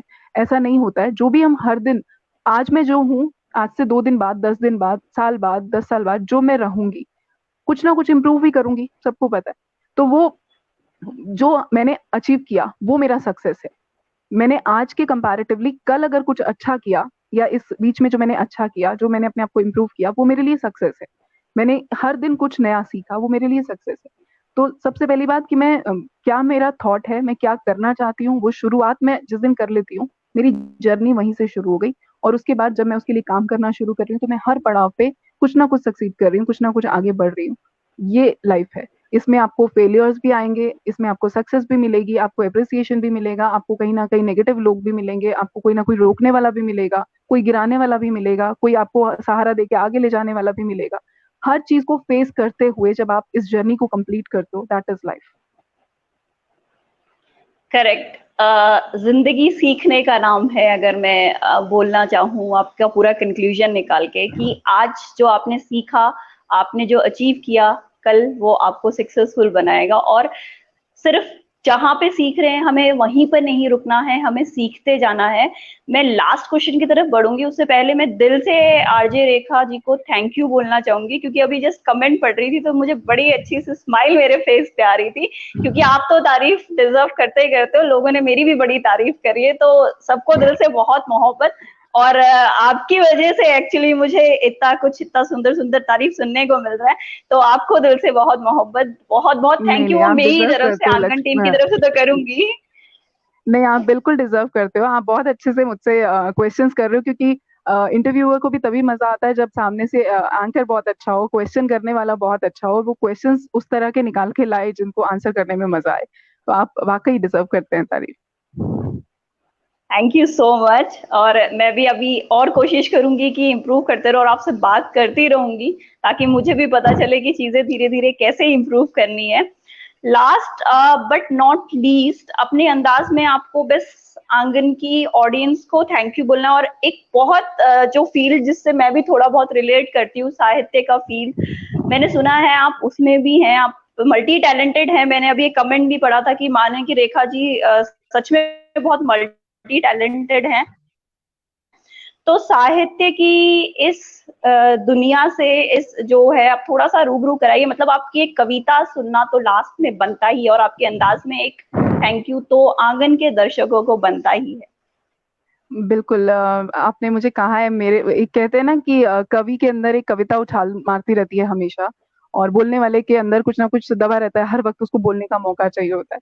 तो मैं, क्योंकि छोटा मोटा जो भी लिखती हूँ, साहित्य का बहुत अच्छा बैकग्राउंड मेरा नहीं रहा है, मैं उतना ज्यादा साहित्य के बारे में ये भी नहीं जानती हूँ, लेकिन हाँ, जितना भी मैंने सीखा है, मैं सिर्फ अपने भावों को कागज पे उतारती हूँ।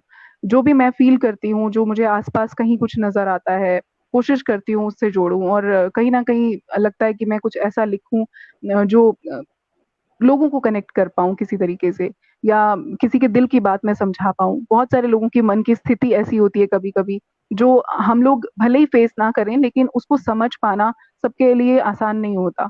तो मैं कभी-कभी सीरियल्स देखती हूँ, कभी कोई गलती से, या कोई मूवी देख रही हूँ, तो उसके अंदर जो सिचुएशन होती है, कभी उसको उठा के कुछ लिखने की कोशिश करती हूँ, या रियल लाइफ में कुछ ऐसे इंसिडेंट्स होते हैं आस-पास अपने, तो उनको सोचती हूँ, उनके बारे में लिखने की कोशिश करती हूँ। कभी अपनी लाइफ में कुछ ऐसा फेस करती हूँ, तो उसको लिखने की कोशिश करती हूँ।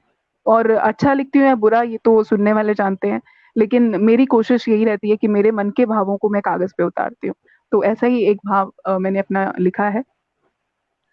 तुम्हारे स्वागत है ज़हन से आपका। मुझको मिटा सको, तो कहो।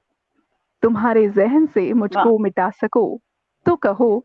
मेरी तस्वीर जो दिल से हटा सको, तो कहो। जो भूल वाह, पाओ बहुत मुझे, बढ़िया। याद ना करो फिर से। जो भूल पाओ मुझे, याद ना करो फिर से। कसम ये आज उठाकर निभा सको, तो कहो। किया है प्यार जो मैंने तुम्हें, कभी तुम भी। किया है प्यार जो मैंने तुम्हें, कभी तुम भी। बिना कहे जो नजर से जता सको, तो कहो। या तो ये मान लो तुमको है मोहब्बत हमसे, ये लक्ष्मी जी आपके लिए है। या तो ये मान लो तुमको है मोहब्बत हमसे, राह में छोड़ के, या फिर जो जा सको, तो कहो। मैं टूट जाऊं, बिखर जाऊं, दूर वाह। हो जाऊं। मैं टूट जाऊं, बिखर जाऊं, दूर हो जाऊं। एक भी दिन जो मेरे बिन बिता सको, तो कहो। तो करोगे कहो। याद जो यादों को खंगालोगे कभी, ये हमारे दर्शकों के लिए। करोगे याद जो यादों को खंगालोगे कभी। धूल यादों को बनाकर उड़ा सको, तो कहो। तुम्हारे जहन से मुझको मिटा सको, तो कहो। मेरी तस्वीर जो दिल से हटा सको, तो कहो। तो कहो। बहुत बढ़िया। ये टैलेंट भी आपका, आपने ऐसे ही कहा कि आप थोड़ा बहुत लिखती है, बहुत अच्छा टैलेंट है और आपको आगे भी इस फील्ड में सुनना चाहेंगे। और सभी दर्शक जो हमसे जुड़े हैं उनके लिए मैं भी एक आखिरी शेर बोलना चाहूंगी और फिर हम अपने प्रोग्राम के एंड की तरफ आते हैं कि तुम्ही से रूठना है और तुम्ही से मनाना है। मेरा नहीं है, अभिषेक मिश्रा जी का है कि तुम्ही से रूठना है और तुम्ही से मनाना है और यारो तुम पहले हो फिर ये जमाना है। तो बस इसी के साथ मैं अंत बहुत करती खूब। हूँ, अपने इस इंटरव्यू का खत्म करती हूँ। और बहुत तहे दिल से आंगन की पूरी टीम की तरफ से आपका तहे दिल से शुक्रिया करती हूँ रेखा जी, आपने हमें अपना बहुत बहुमूल्य टाइम दिया। मैं आंगन थैंक के यू लिए भी सो मच। चलते-चलते कहूँगी कि क्योंकि आंगन ने अभी शुरुआत की है, मेरी पुनीत जी से बात हुई थी, उन्होंने मुझे बताया कि हम एक ऐसा प्लेटफ़ॉर्म तैयार कर रहे हैं जो कि आने वाले नए टैलेंट्स को हम वहाँ पे स्पेस दे पाएँ और उनके टैलेंट को लोगों तक पहुँचा पाएँ। तो ये बहुत अच्छा काम है, अपने लिए तो दुनिया सोचती है, दूसरों के लिए भी अगर आप सोचते हैं तो ये बहुत अच्छी चीज़ है, और ये आंगन जो है ये हमेशा ऐसे ही खिलता रहे, ऐसे ही खूबसूरत रहे, ऐसे ही इसमें खूब सारे दिए जगमगाएँ, ऐसे ही अलग-अलग फूल यहाँ से जुड़ें, खुशबू बिखेरें अपनी, और आंगन खूब फले-फूले। तो मैं यही चाहूँगी कि आज मैं आंगन पे आई हूँ, तो जितने लोग यहाँ पे जुड़े हैं, कल जब मैं आऊँ तो कई गुना ज़्यादा लोग इसके साथ जुड़े हों, और दिन दूनी रात चौगुनी तरक्की करे आंगन। आप सबको बहुत सारी बधाइयाँ, क्योंकि आपने ये बहुत अच्छा प्लेटफ़ॉर्म एक गढ़ा है, या ये कहूँ कि एक प्लेटफ़ॉर्म दिया है लोगों को, नए टैलेंट्स को। तो यहाँ पे मुझे कहीं नेपोटिज़्म नज़र नहीं आ रहा है। ये बहुत अच्छी चीज़ है, आप लोग इतना अच्छा काम कर रहे हो, बहुत सारी बधाइयाँ आपको, और आंगन ऐसे ही तरक्की करे, मेरी बेस्ट विशेज़ आपके साथ हैं। Thank you so much Rekha जी। आपकी दुआएं हैं तो डेफिनेटली हम बहुत आगे बढ़ेंगे। और बस मैं यही कहना चाहूंगी कि आंगन की टीम बिल्कुल नए टैलेंट को लेके आएगी, और आप जैसे जो टैलेंटेड लोग हैं उससे भी हमें बहुत कुछ सीखने को मिला है, और हम कोशिश करेंगे कि ऐसे लोगों को हम अपने प्लेटफॉर्म पर लेके आए और हमें कुछ और नया सीखने को मिले। तो फिर जाइएगा मत, हमारे साथ रहिए, हमें फॉलो कीजिए। हमारा यूट्यूब चैनल है, हमारा इंस्टा चैनल है, और हमारा इंस्टा चैनल नहीं, इंस्टा पेज है एक्चुअली, और हमारा ट्विटर जो अकाउंट है फॉलो करिए, फेसबुक पे फॉलो करिए। और अगर आपको लगता है कि आप में भी कोई टैलेंट है, आपका कोई जो टैलेंट है वो हाइड कर दिया गया है या हिडन टैलेंट है और आपको सबके सामने लेकर आना है, तो डेफिनेटली आपका स्वागत है हमारी टीम में। और आप हमें मैसेज करिए बेझिझक, हम आपको सामने लेकर आएंगे।